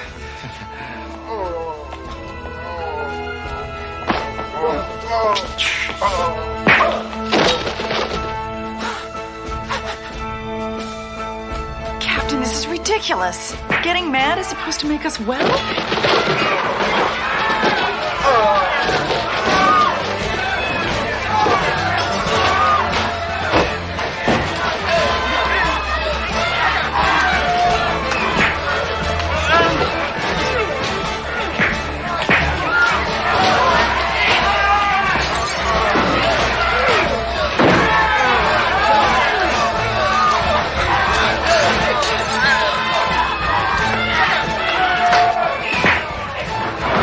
Now, this is my kind of disease. Captain, I congratulate you. Because of your action, many lives were saved. I'm recommending you for the Congressional Medal of Honor, the highest award this country gives. You go to Washington, meet the president. Now, what do you think? What I think? I think that you are stinking up my office, Mike. And I don't give a fat rat's patootie about the Congressional Medal of Honor. I want you out of my office in 10 seconds. If you're not out, I'm gonna fill you so full of holes that your next job will be a chain link fence. hate to say this, sir, but I love you when you're mad. You two get out, Joe! Yes, sir, I'm up. Hurry up! Move it! Yes, sir.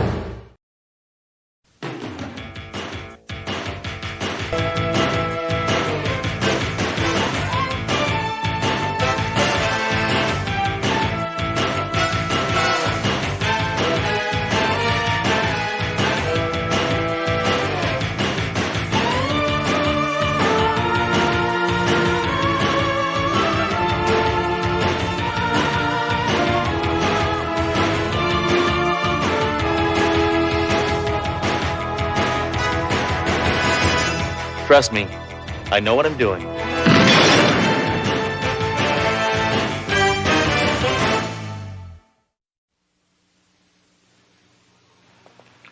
Good evening, I'm Robin Leach. The producers of Sledgehammer have asked me to explain tonight's episode. Let me be frank, it is an attempt to boost the ratings. There are many ways to do this. Better scripts, more warmth, and big-name guest stars. But we're desperate. So in tonight's episode, we're going to rely on 4 surefire ratings grabbers: sex, violence, rock music, and, best of all, a cliffhanger ending that will keep our viewers glued to the edge of their seats until next season, thus ensuring there will be a next season. Trust me, I know what I'm doing.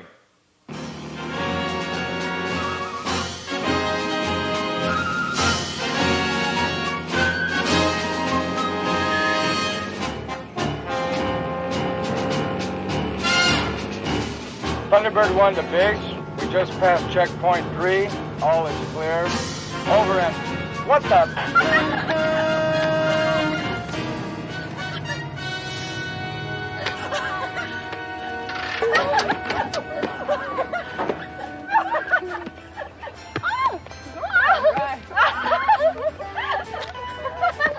All right, ladies. The party's over. This is a restricted area. Oh, come on, guys. We're just having fun. Think fast.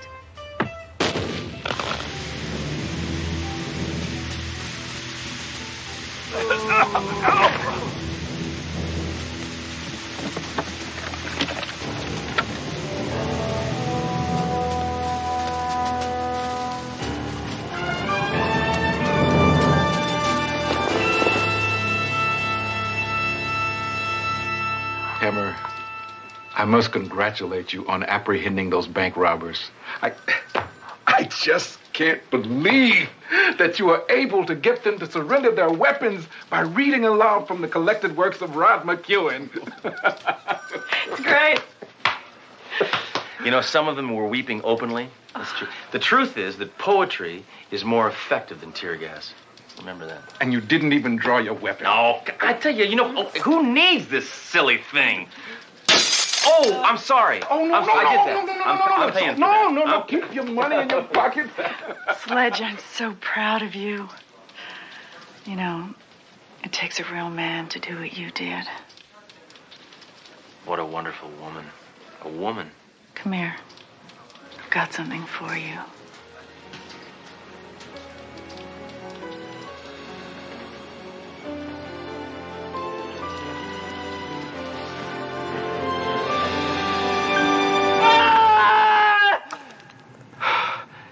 Oh, what a terrible nightmare.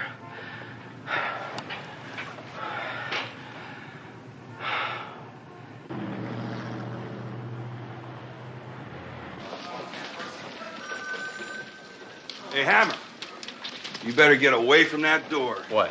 There's a top secret meeting going on in there with Trunk and Duro and some army brass. Oh, really? Well, I'm sure they're expecting me. God, really stuck. This is a matter of national security. I must insist on complete privacy. General, you can count on it. What's the big idea? Wait a minute. You planning an invasion without telling me? Who is this man? Reporting for duty, sir. Inspector Sledgehammer. And this is my platoon. General, I promise you there will be no further interruptions. Hey, who ordered the hero special? Oh, that's me. Yeah, thank you very much. Oh, thanks. Hope there's enough mayonnaise. No, I'm sure it's fine. General, I'd just like to say that I really am a fan of what you guys did in Grenada. And I love the TV commercials. Hammer, you damn war monkey! Oh, no, Captain. That's quite all right. I don't know why, but I like him. He reminds me of myself as a young man. Oh, God. I was just filling him in on what's happened.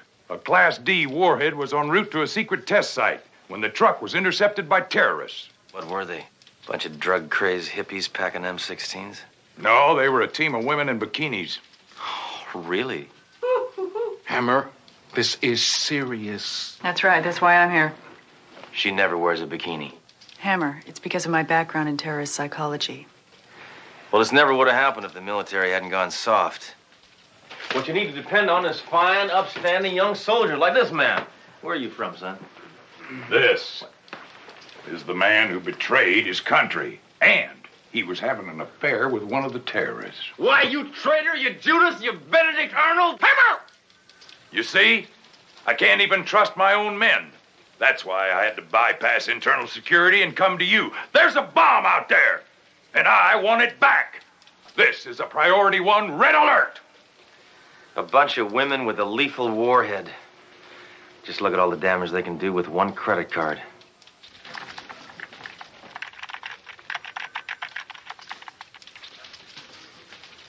What color were her eyes? Blue. Oh, what is it with this computer always, Duro, huh? Why don't you get the sketch artist? I quit. Makes more money at county fairs. Okay. How about the hair?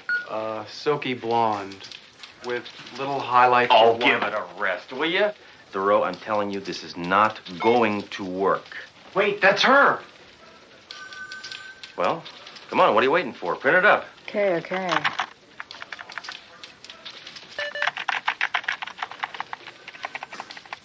What's taking so long?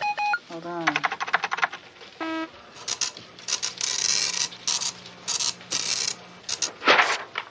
So you sold your country down the river for this, huh? Was it really worth it? What do you think? So what'd you say her name was? Scarlett O'Hara. That sounds familiar. It's obviously an alias. Right. There's no file on this woman. Inspector Hammer, they're about to tow your car away. What do you mean there was a legal parking spot after I knocked the sign down? Oh, yes, but you parked on a suspect. Oh, well, he was guilty. A suspect, Hammer. Innocent until proven guilty. Is that new? Hey, I think I know this girl. Who is she? I saw her at my aerobics class at the Jill Taylor's Fitness Center. Well, which one? There are thousands of those. Well, the original one, downtown. All right, Duro, call the FBI and see if you can get a make on that picture. I'm gonna go down to the health club and see if I can find little Miss Armageddon.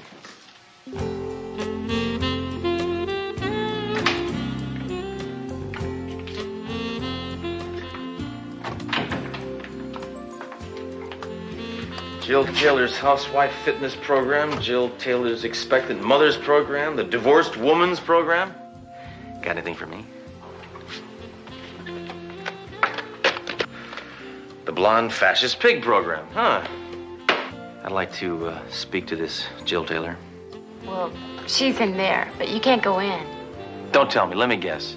She's doing a workout tape. That's right. The Las Vegas Showgirls program. 1, 2, 3, 4, 5, 6, 7, 8. 1, 2, 3, 4, 5, 6, 7, 8. 1, 2, 3, 4, 5, 6, 7, 8. 1, 2, 3, 4, 5, 6, 7, 8. 1, 2, 3, 4, 5. Yeah, hold it. Take 5.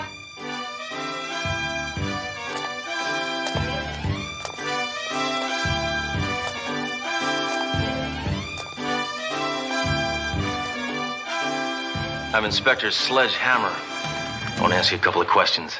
Sure. Keep up with me and we can talk. Is this really necessary? Yes, it's essential for your cardiovascular system. No, I mean, do we have to do it right now? If you suddenly stop exercising, your muscles will cramp up. Oh. Have you ever seen this woman? Yes, She was in my class, but she dropped out. She had no commitment. How many times did she attend? 700. Some people just can't cut it. Inspector Hammer, are you all right? Yeah, I'm fine. I'm demonstrating a police force breathing technique. You look like you need my remedial aerobics course. Listen, lady, I'm a man. I can do anything you can do, except conceive. Now let's get physical. Do you remember the name of the girl? Joan, Vicky, Carrie. I don't know. You'd have to look up in files.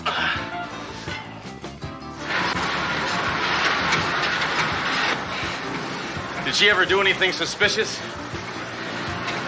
I saw her eating red meat once.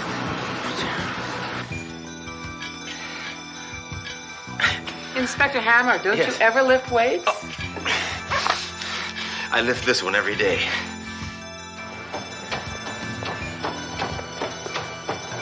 Anything else you can tell me about this girl?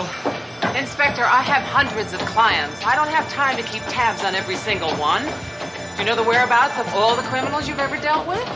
Yeah, the cemetery. Look, you look like you could use a break. Why don't you get her file?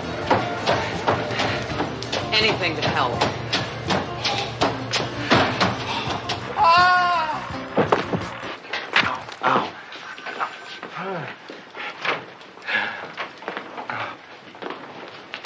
Ow.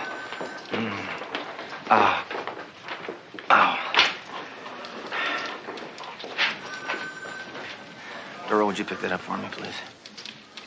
What happened to you? Jill Taylor challenged me to a workout. I got pains in places I didn't even know I had places. What'd you find out? Other than you're in lousy shape. Maybe you'll have a little more respect for me when you take a look at this file and find out what I got on that tank-top terrorist. Yeah, what did you get? Well, I got her address, for one. 1600 Pennsylvania Avenue. Thank you very much. Hammer, that's the White House.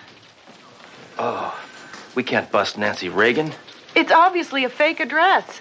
The health club must be in on this. Jill Taylor's hiding something. I don't think she could hide anything. That leotard was so tight, you could literally... Hammer, this time I'm going to the health club, undercover. And I won't come back with a bogus address. Hammer, get in here immediately. Ow, ow, ow. I just received this cassette.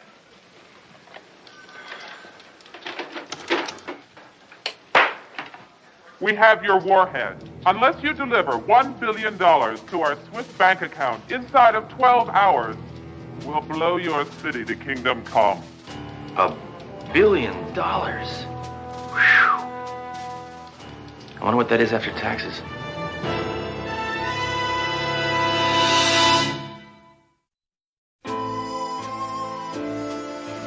I knew this would happen.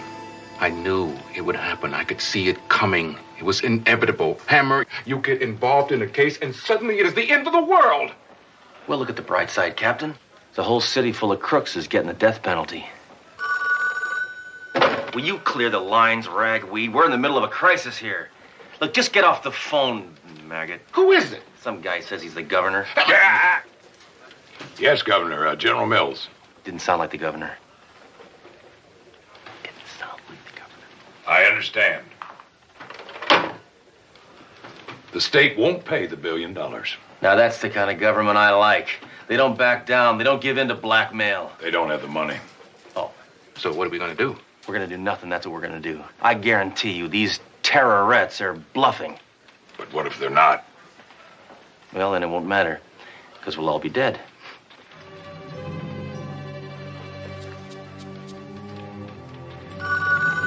I'll get that. General Mills. For you.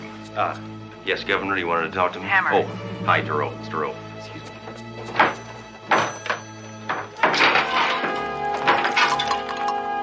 Yeah, go ahead. Hammer, listen. They closed this ball early for no reason. I think something's up. Anything new at your end? Not really. Oh, no, yes. They threatened to blow up the city unless we gave them $1 billion. What? They're gonna blow up the city? You better get down here and cover me. Get here as soon as you can.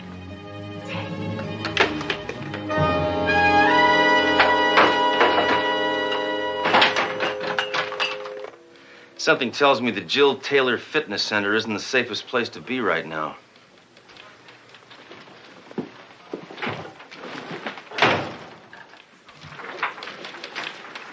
Tommy Small reporting live. Captain Trunk, is there any truth to the rumor that terrorists have stolen a military warhead and are threatening to blow up the entire city? But that is an irresponsible lie. Then what's a general doing here? General, perhaps He you was would in the care to neighborhood. explain? Yes, I would. No, there are no terrorists. There's no warhead. As a matter of fact, there's nothing to worry about. So what you're saying is that Hey, General. we can... Yes. I think you better turn on Channel 6 right now. 6, yes. And now here is another statement from the hooded figure. Your puny leaders have not responded to our demands. We have jammed your airways to show our power. If we do not receive the money in 10 hours, you will be destroyed. No warhead, huh?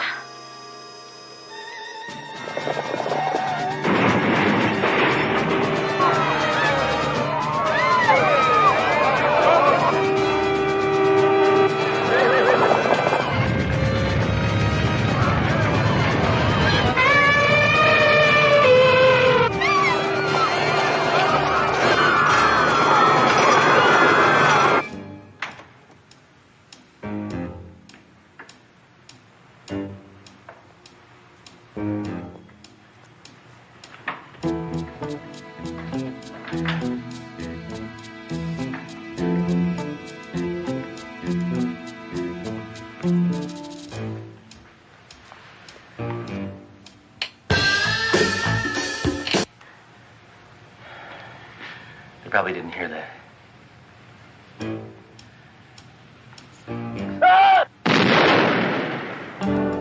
They probably heard that.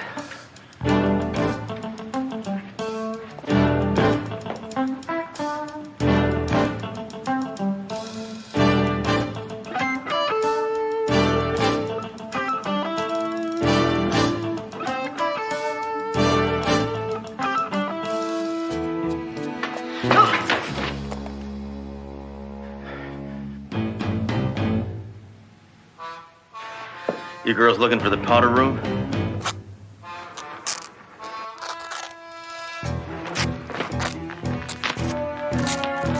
Now that was gratuitous.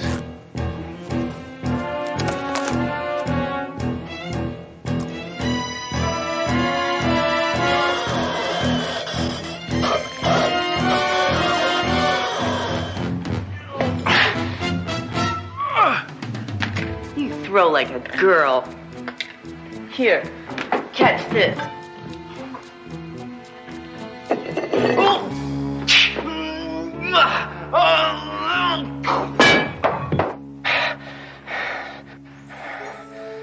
I'll bet you don't have many boyfriends.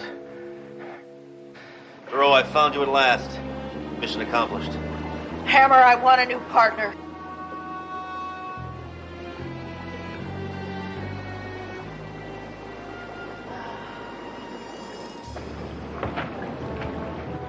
So, Inspector Hammer, we meet again. If my ex-wife is under that hood, I'm gonna be sick. Jill Taylor, I don't believe it. You'll be happy to know that your governor has capitulated. $1 billion. $1 billion has been placed in my Swiss bank account. I thought the state didn't have $1 billion. They hit up Iran for a loan. Why did you do it? So you could finance some army of Amazon women to take over America and make us all watch soap operas and tie up the phones all day? Was that it? No, I wanted the money. Well, now that you've got the money, will you call off the threat? No, I'm going to go on TV and ask for more money. I've got a good thing going. Just like a woman always changing her mind. Enough of this chauvinist dribble. I have a broadcast to make. Yeah, I gotta go too. Thanks for steaming the wrinkles out of my jacket. Not so fast, Inspector. You've had your exercise. Now it's time for your dip in the hot tub.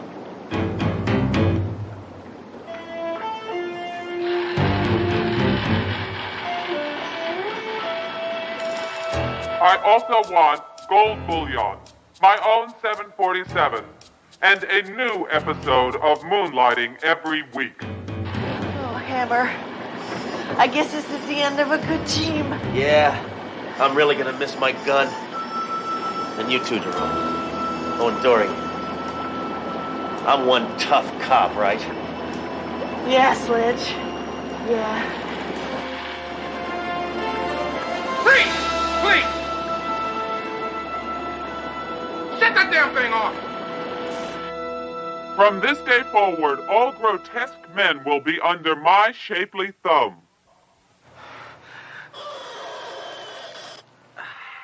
Across the country, in bars, ballparks, bowling alleys, every day will be Ladies' Day.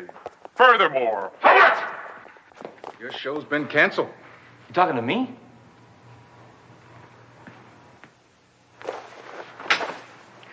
Jill Taylor is a power-mad thief, extortionist, and a threat to democracy. Yeah, not only that, but her health club stinks on ice.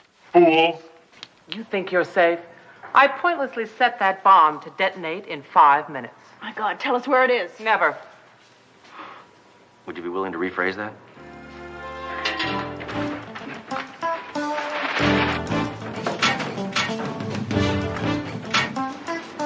Who even knows if it's here? Will somebody turn off the dang hot tub? I can't think with all this noise.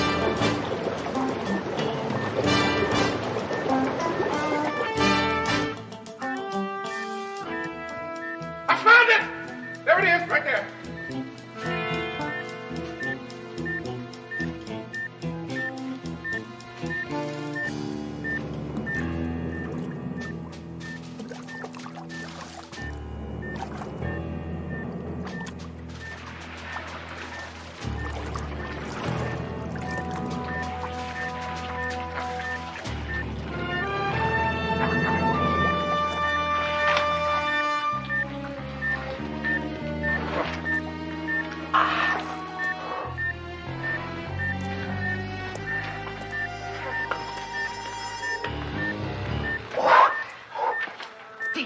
Boy, this is shaping up to be a really bad day.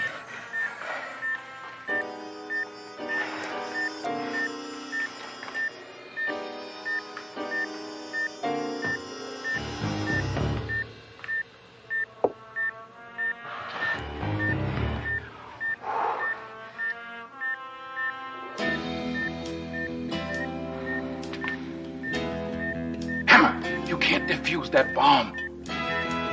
Trust me, I know what I'm doing.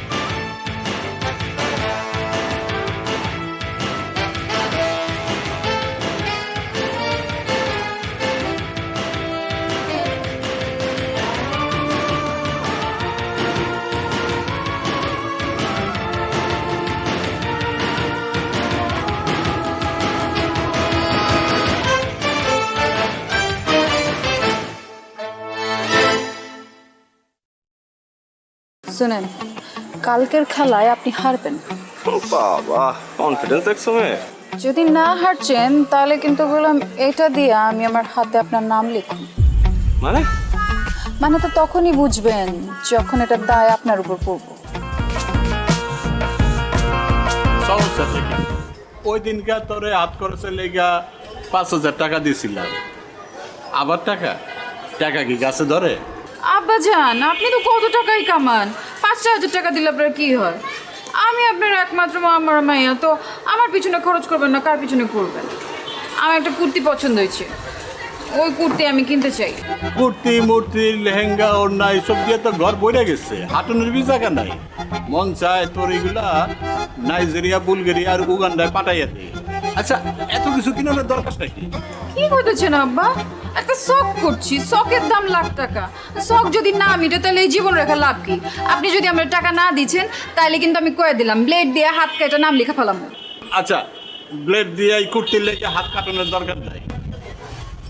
আমি বাইরে যাওয়ানোর সময় তোর টাকা দিয়ে যাবো। Thank you আব্বা।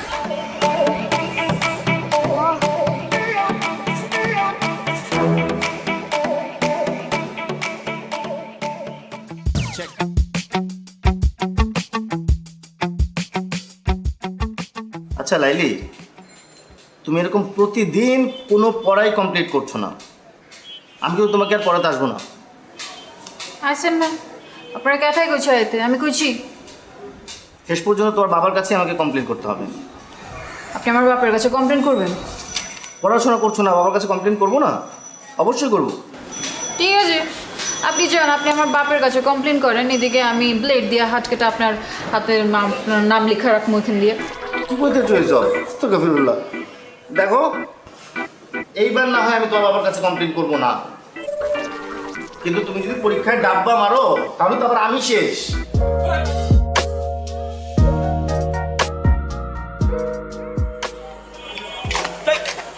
ও তুমি ডরাইছেন? ডরাবো কেন? মাকে এরকম আটকা মায়া মনে সামনে চলে আসলে তো একটু চিন্তা লাগেই। আর কালকে আবার তোমার মামার সাথে চ্যালেঞ্জ, বললে আইসো শেষবার মতো চুল দাঁড়িয়ে আশ্রয় আসতে। শুনেন, কালকের খেলায় আপনি হারবেন। বাবা, কনফিডেন্স দেখছো মেয়ে। যদি না হারছেন তাহলে কিন্তু বললাম এটা দিয়ে আমি আমার হাতে আপনার নাম লিখুন। মানে তো তখনই বুঝবেন যখন এটা দায় আপনার উপর পড়বো।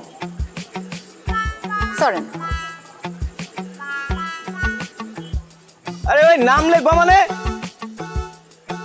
কি মুসিবতে বললাম, জিততে না পারে এখন 2 নাম্বারই।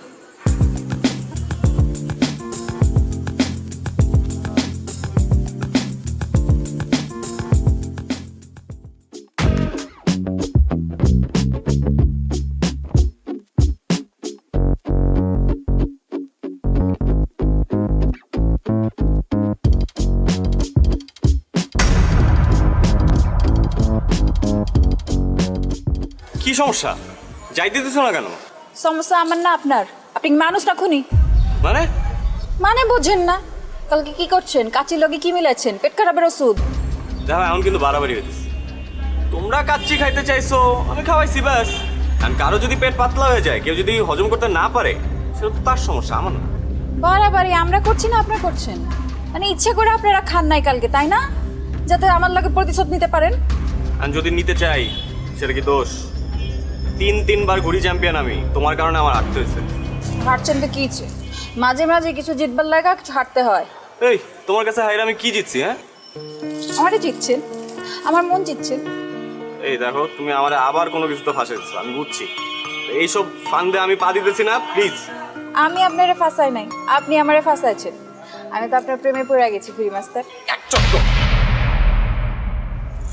আপনি আমার মারবেন, মারেন, কাটতেও ফালান, কিন্তু আমি আপনার ভালোবাসি, এটাই সাইন্স। হ্যাঁ, এর জন্যই তো সায়েন্সে মারো ডাব্বা। যতই অপমান করেন, শাদি তো আপনার আমার লগে হইব। তোমার মতো মেয়ের সাথে শাদি দূরে থাক, প্রেম পর্যন্ত করতে রাজি নাই আমি।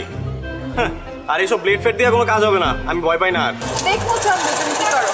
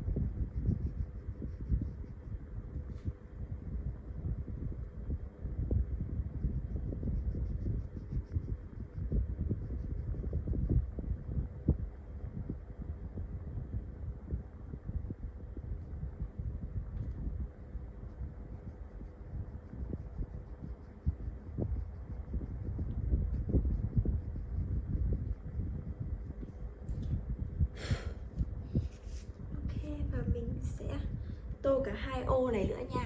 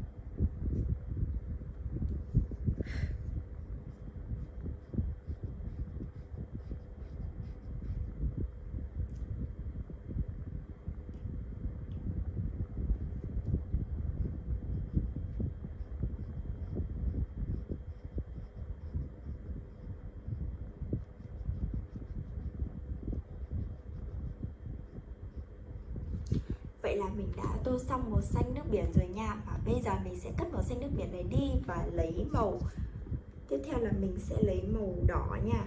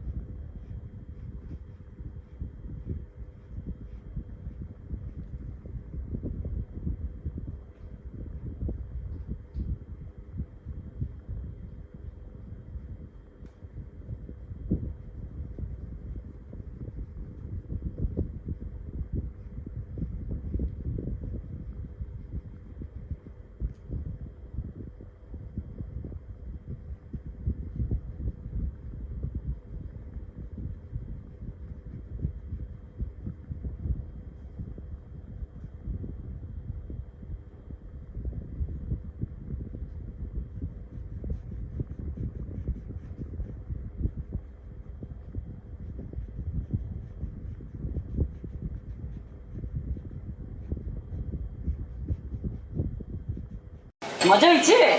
অসাধারণ হয়েছে। এই এ মেয়ে কি করে? ওই তুই ওরে দেখ চমকাই উঠছিস খেলা। ওর নাম লাইলি আর আজকে সব ওই রান্না করছে। কি? হ্যাঁ আম্মা জান, আমার পোলা কথা কইছিলাম না? ইস, এরকম জঘন্য রান্না আমি জিন্দেগি দেখাই নাই।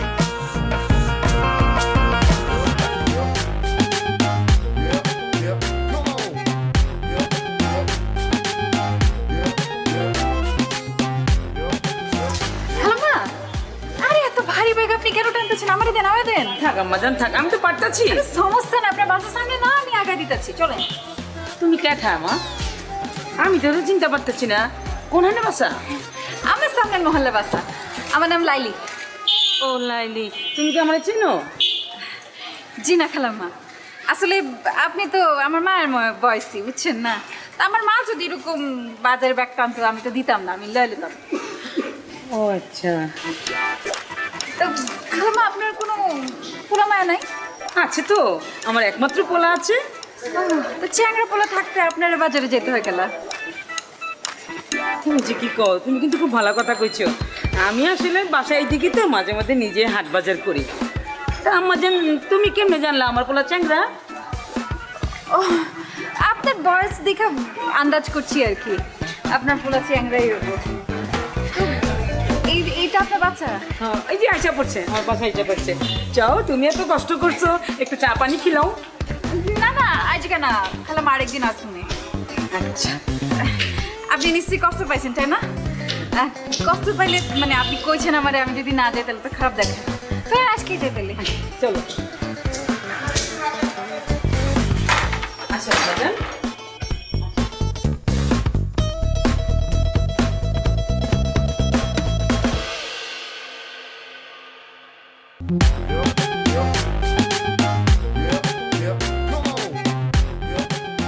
বাহ কি আম্মাজান আপনার বাসা খালামা খুব সুন্দর আপনার বাসা ও আমি তো ভাবতেছিলাম তুমি আমার ছেলের কথা কইতাছো মাশাআল্লাহ আমার ছেলে সুন্দর আছে না আছে আর কি ওই আছে আচ্ছা আম্মাজান তুমি কি খাইবা তোমার কি পছন্দ আপনার পোলায় কি পছন্দ করে ও তো যা পায় তাই খায় চাপায় তাই খায় তার অবশ্য দেখি বুঝে যায় কিছু কইতাছো না খালাম্মা কিছু কইতেছি না মানে কইতে চাইছি যে সবার তো একটা প্রিয় খাদ্য থাকে তারটা কি হ্যাঁ আছে তো গরুর গোস্ত গরুর গোস্ত পাইলে তো মাথায় ঠিক থাকে না খুবই পছন্দের আচ্ছা কইতেছেন আমারও গরুর গোস্ত খুব পছন্দ ঠিক আছে আম্মাজান তুমি বসো গরুর গোস্তে রান্না করবো দুপুরে সাপ্তে মিলে একসাথে খামু আরে আমি এখানে একা একা বসে কি করবো খালাম্মা আমি যাই আপনারে সাহায্য করি একটু মাশাআল্লাহ কি লক্ষ্মী মাইয়া আসো আসো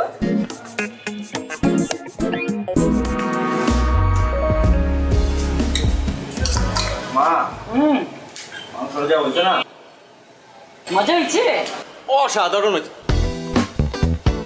এই এ মেয়ে কি করে ওই তুই ওরে দেখ চমকাই উঠছিস কেলা ওর নাম লাইলি আর আজকে সব ওই রান্না করছে কি হ্যাঁ আম্মা জান আমার পোলা কথা কইছিলাম না ইস এরকম জঘন্য রান্না আমি জিন্দেগি দেখাই নাই কি কইতাছস একটু কি কইলি অসাধারণ এখন কইতাছস ফালতু মাথা গেছে নাকি খালাম্মা আমার মনে হয় গরমে মাথা গিলু গলা গেছে গা তাই মেয়ে তোমার সাহস তো কম না তুমি এনে কেন আসছো খালাম্মা আপনার সামনে আমরা ধমকাইতেছে ওই তুই ওরে দাম গাছ গেলা হ্যাঁ ও আইছে তো কি হয়েছে তোর কোনো সমস্যা আছে ও জানোস না আজকে আমার এই রান্না বান্না কত সাহায্য করছে জানতে চাই না ওরা এখনই বাড়ি থেকে বাইরে যেতে বলো কি কথা চস এত কিছু কষ্ট করে রান্না করে মাইটা না খাইয়ে চলে যাবো ও যদি এখান থেকে না যায় আমি বাইরে যাবো এখন খালাম্মা তোর মাথা নষ্ট হয়ে গেছে গা আমি বরং আজকে যাই আপনার থাকেন খান আমি আরেকদিন এসে খামুনি আমার জান তুই এটা কি করলি মা এটা খালি মুখে বিতে দিলি তুমি ওরে চিনো না আম্মা খুব ডেঞ্জারাস আমার চিনার দরকার নেই তুই বেশি করে খা তোর খামুই না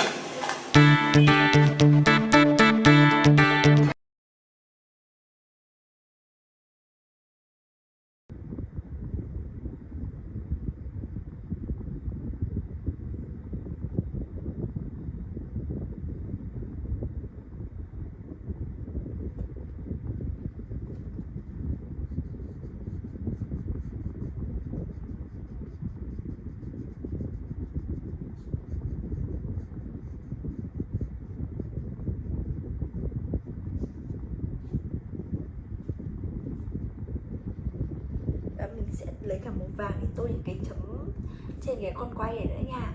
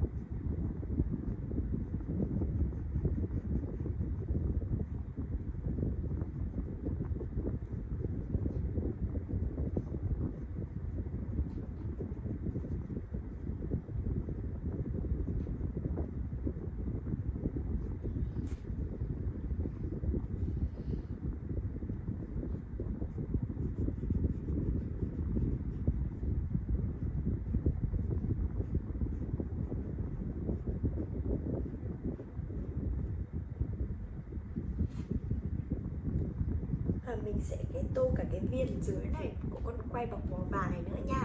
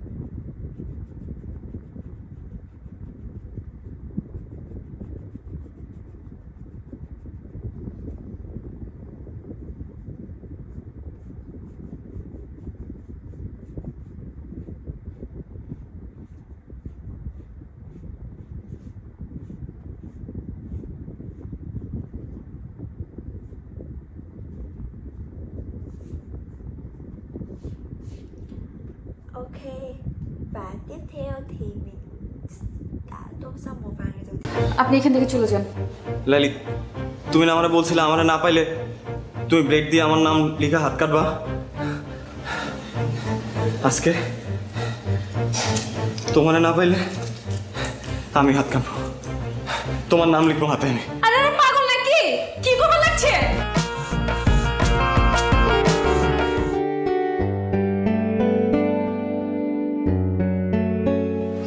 লাইলি, তোমার সাথে একটু কথা ছিল। আপনার সাথে কোনো কথা বলবে না। হাই লাইলি। লাইলি প্লিজ 1 মিনিট। আপনি বুঝতেছেন না কেন ভাইয়া? বলছি না ও কথা বলবে না। 2 দিন পর ওর বিয়ে, ওর মতো থাকতে দেন।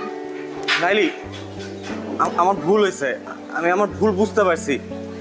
দেখো গত কয়েকদিন ধরে আমি কিচ্ছু করতে পারছি না, না পারতেছি ঘুমাইতে, না পারতেছি কিছু করতে। আমি তোমার সাথে অনেকবার দেখা করতে চাইছি, আমি পারি নাই, আমাকে দেখা করতে দেয়া হয় নাই। আমি তোমাকে ভালোবাসি লাইলি। আপনি হাঁচে আমার ভালোবাসেন? নিজের থেকেও বেশি। তাহলে আমি যা কমু তা শুনবেন? অবশ্যই। কি করতে হবে বলো? আপনি আমার পিছন পিছন ঘোরা বন্ধ করে দিবেন। লাইলি, কি বলতেছে এসব? আপনি তো আমারে কইছেন আমি আমার ইজ্জত খোয়াইছি, লগে আমার পরিবারের ইজ্জতও খোয়াইছি। আমার আব্বাই ছেলে পক্ষের কথা দিয়ে দিচ্ছে। আব্বারে তো আর ছোট করুন না, নিজের যথেষ্ট ছোট করছি। আব্বার ইজ্জতে কোনো দাগ দেব না।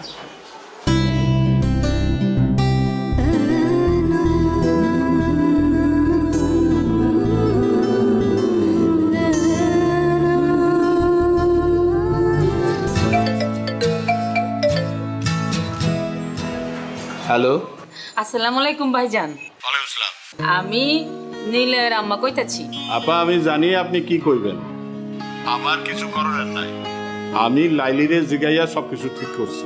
ভাইজান, কইতেছিলাম কি, আপনি লাইলির বাবা, দিন শেষে আপনার মেয়ে সুখটা আপনার কাছে বড়। কিন্তু ভাইজান, লাইলি আমার পোলাটারে ভালোবাসে, আমার পোলাটাও লাইলিরে ভালোবাসে। কিন্তু আপনি যদি লাইলির অন্যখানে বিয়া শাদী দিয়ে দেন, তাইলে তো ওরা কেউই সুখী হইব না। আপা, আপনি কি আমার বাংলা সিনেমা চৌধুরী সাহেব মনে করছেন? হাত পা বাইন্দা আমি আমার মায়ের বিয়া দিতেছি? আমি যা কিছু করছি ওরে জিগাই করছি। ভাই সাহেব, আমার ছেলেটা লালিরে সত্যিই খুব ভালোবাসে। আপনি দেখেন আমার পোলাটা আপনার মেয়েরা অনেক সুখে রাখবো। আপনি যদি লাস্টে একবার যদি ভাইবা দেখতেন। আপা আমি অনেক ব্যস্ত, এখন রাখি। আপনি আমার মাইয়াটার জন্য দোয়া করবেন, আমি আপনার পোলার জন্য দোয়া করি। আল্লাহ হাফেজ।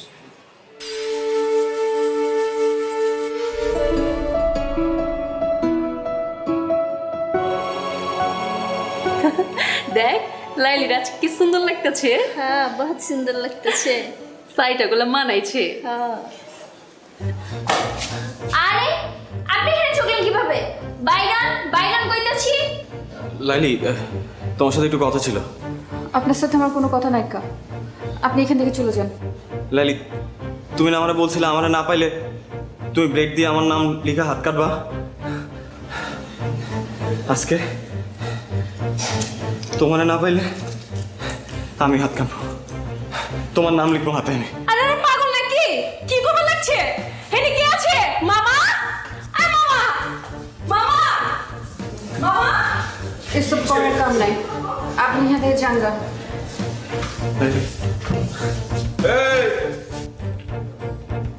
এই চাংরা পোলা, এত ড্রামা শুরু করছো কে? পুলিশ ডাকো। আপনি যারে খুশি তারে ডাকেন মামা, আমি লাইলের সাথে বাঁচবো না।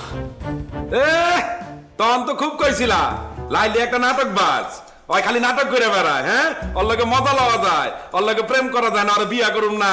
আর এখন কইতাছো ওর সাথে আমি বাঁচুম না? না, হ্যাঁ, এসব নাটক বন্ধ করো। বিশ্বাস করেন আমি কোনো মজা নিতে আসি নাই।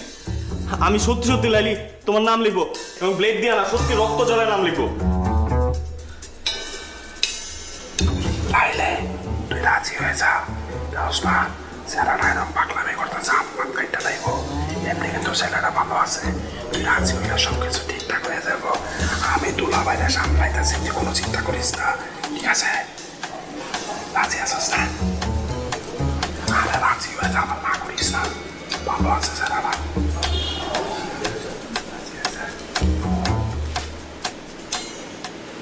লাইলি আমি দিলাম কিন্তু, দিলাম কিন্তু। কি হয়েছে? এত গন্ডগোল কেন? দুলা ভাই নাম গো লাইলি, বুঝছেন? আরে পছন্দ করে, আরো হবে লেগে নিলয় এলাকার ছেলে, ও আর ওরে পছন্দ করে। কি কইলি?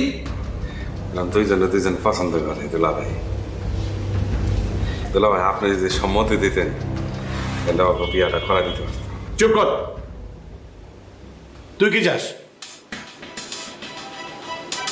ও বুঝছি। দুলা ভাই আপনি রাজি হয়ে যান, সমস্যা নাই। বুঝেন না কেন দুজনে দুজন পছন্দ করে, বুঝছেন না?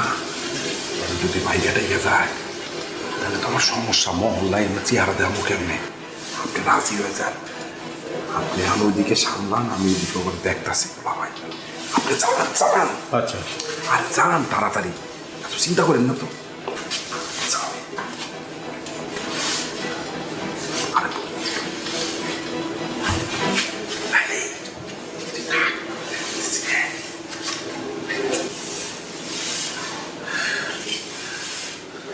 হ্যাঁ কও, নাইলে কিন্তু কাটুন। হ্যাঁ কও। সমস্যা কি তোমার? শেষ পর্যন্ত তুমি ঘুড়ি মাস্টার ব্লেড লাইলির কাছে ধরা পড়লা। হ্যাঁ, গুড়ি মাস্টার ব্লেড লাইলির কাছে হাইরে গেছে।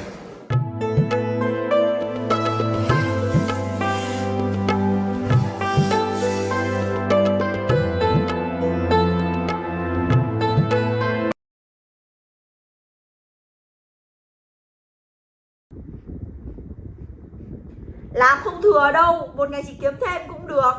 Mà giả đi.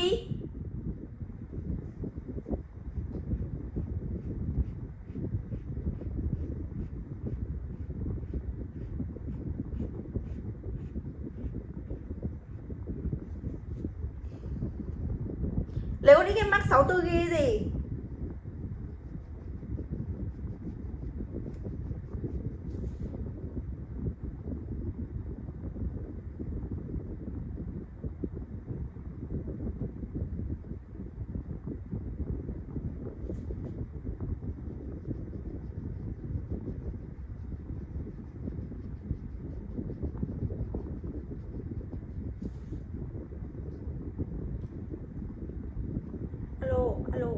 tí tao nói cho cái này nhá, đợi xíu.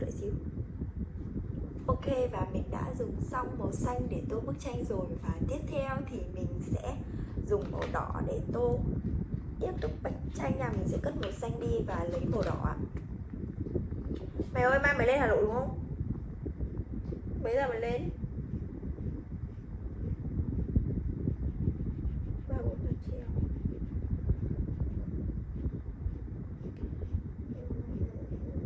Tao nhờ mày cầm hộ tao điện thoại lên nhá. Tao hứa là sẽ không phải điện thoại ăn cắp đâu. Tao chưa. Con chị tao mất điện thoại. Tao mua của cái anh Ngọc Đại ở dưới Cẩm Lý. Mà tao chưa lên. Thứ tư tao mới lên ý. Thì nó mất điện thoại rồi. Tức lắm, tao đang điên lên đầu vừa chửi nó xong. Tí nhá. Thì tao nhờ mày cầm lên của tao. Ở trọ tao luôn ấy. Đó là cùng tao mà. Thì mày cứ cầm lên đầu ngõ thôi, không phải đi vào đâu. Thôi để tao lấy cho tao kiểm tra máy đã, xong rồi tao đưa cho mày sau. Ok. Tao hỏi. Ok. Thế sao lại lên sớm ấy? Thứ ba học à? Hay là gì? Sớm à? Mẹ ơi, chết rồi. Mẹ ơi, tao đã tìm được chân ái cuộc đời khi tao không có xe về. Đó chính là mày.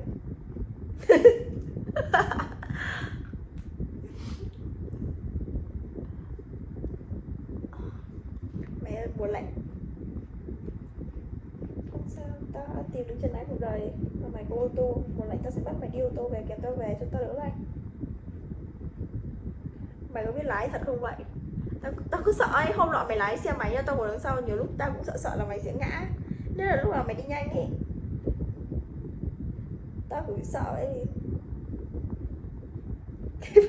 Mày ơi, nhiều người bằng thi cũng có ok đâu.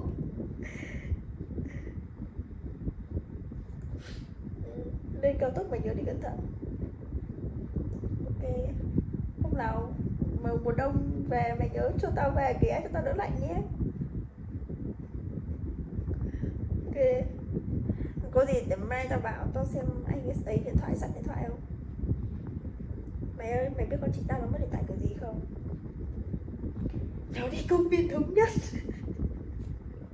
Nó đi công viên Thống Nhất.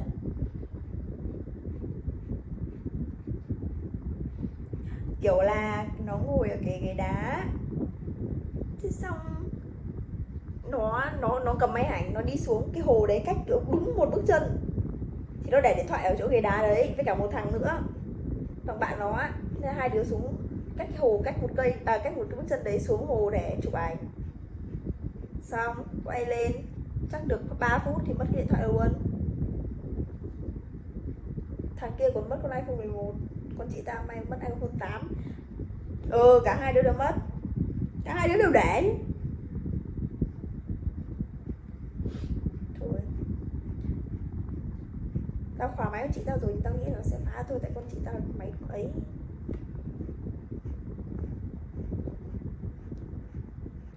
Khổ. Hèn mà. Thôi, tao nói để cho mày tin tưởng là không phải điện thoại ăn cắp rồi. Ok, bye bye. Không sao đâu mà. Mình lên giải trình một lần nữa thôi. Tao gọi điện á, nên tao mới không nhắn tin ấy. Mày thấy tao khôn chưa?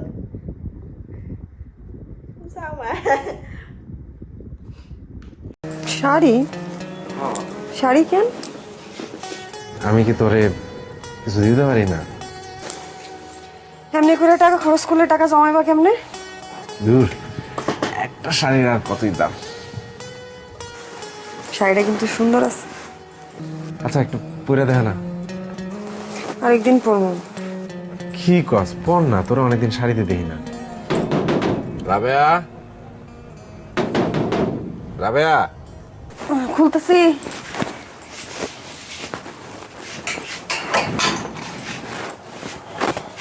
ঘুমাইছো?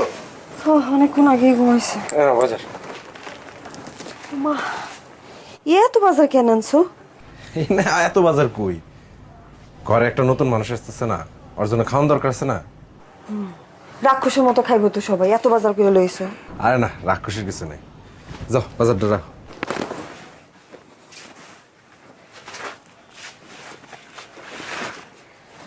আমি চিন্তা করছি কি, ধার কর্জ করে হইলেও টাকা পয়সা জমা একটা সেকেন্ড হ্যান্ড মোটরসাইকেল কিনবো।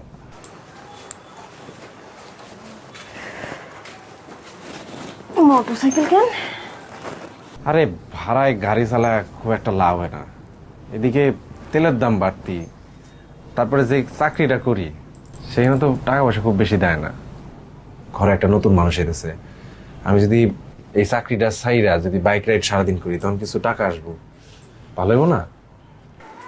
দেখো যত যাই কও, চাকরির কিন্তু একটা নিশ্চিত ইনকাম আছে, সেটা কমই হোক। চাকরিটা ছেড়ে দেয় কি ঠিক হইব? তাও ঠিক, কিন্তু এই যে ঘরে একটা নতুন মানুষ এসেছে, একটু নতুন করে চিন্তা করতে হবে না, টাকা পয়সা লাগবে তো। জানি না, সেটা করো ভাই, চিন্তা কইরো। আচ্ছা তুমি অত চিন্তা করো না, এটা তো এখনই কিনতেছি না, টাকা জমাতে তো একটা সময় লাগবে, তাও ধরো 6-7 মাস তো লাগবেই। তারপরে রফিকরে কইছি যে যখন মোটরসাইকেল কিনবো তখন কিছু টাকা ধার দিতে, ও রাজি হয়েছে, মিলাজুলা একটা কিছু হইব। আচ্ছা বাদ দাও, এই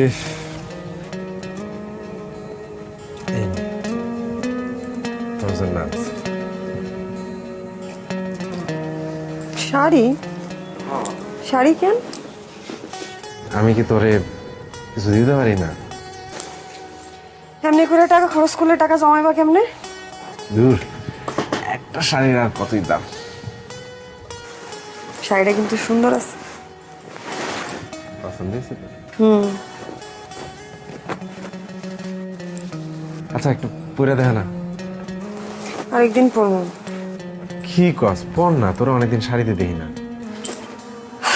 শরীরটা ভালো লাগতেছে না। বেশি খারাপ লাগতেছে? আরেকদিন পরে দেখ। আচ্ছা ঠিক আছে, তাহলে খাবার দে। ও কি খাইছে? কি রে বাপ, আরে কি মশা রে।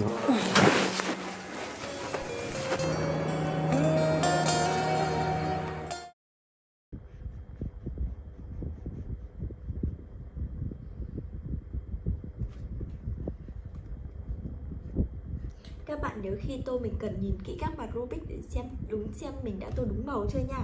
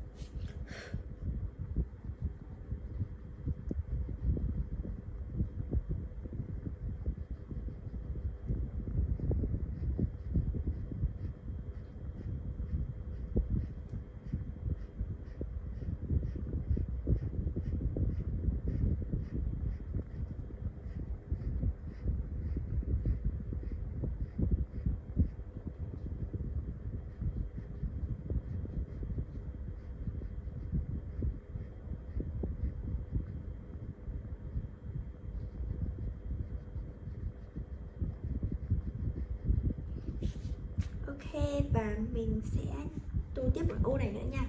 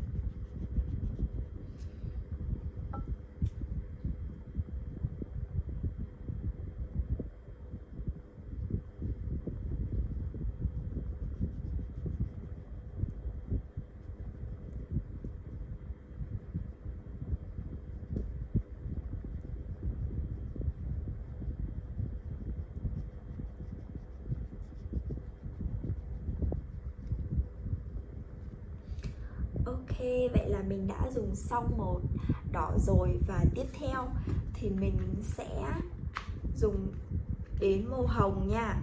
Mình sẽ dùng màu hồng để tô những ô tiếp theo.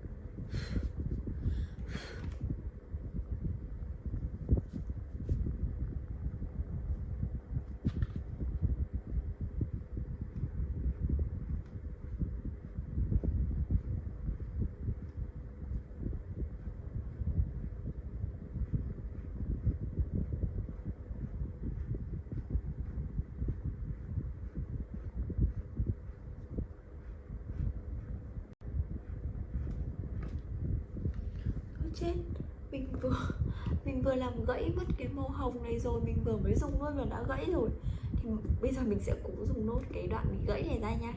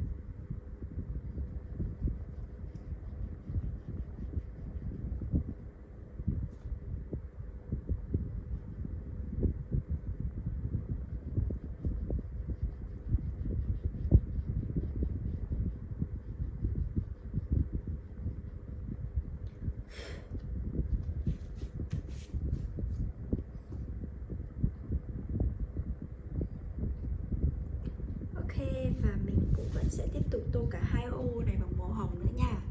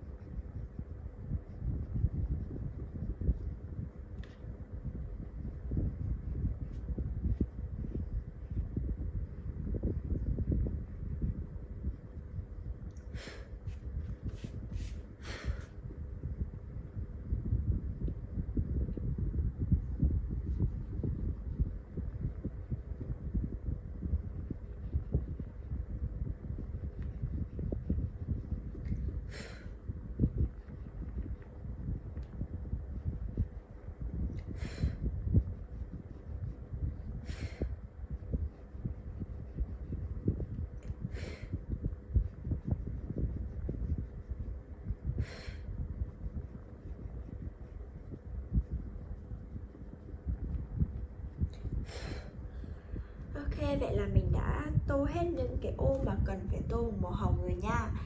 Và mình sẽ cất màu hồng vào cái màu ấy đi nữa. Tiếp theo thì mình sẽ dùng đến là màu xanh lá cây.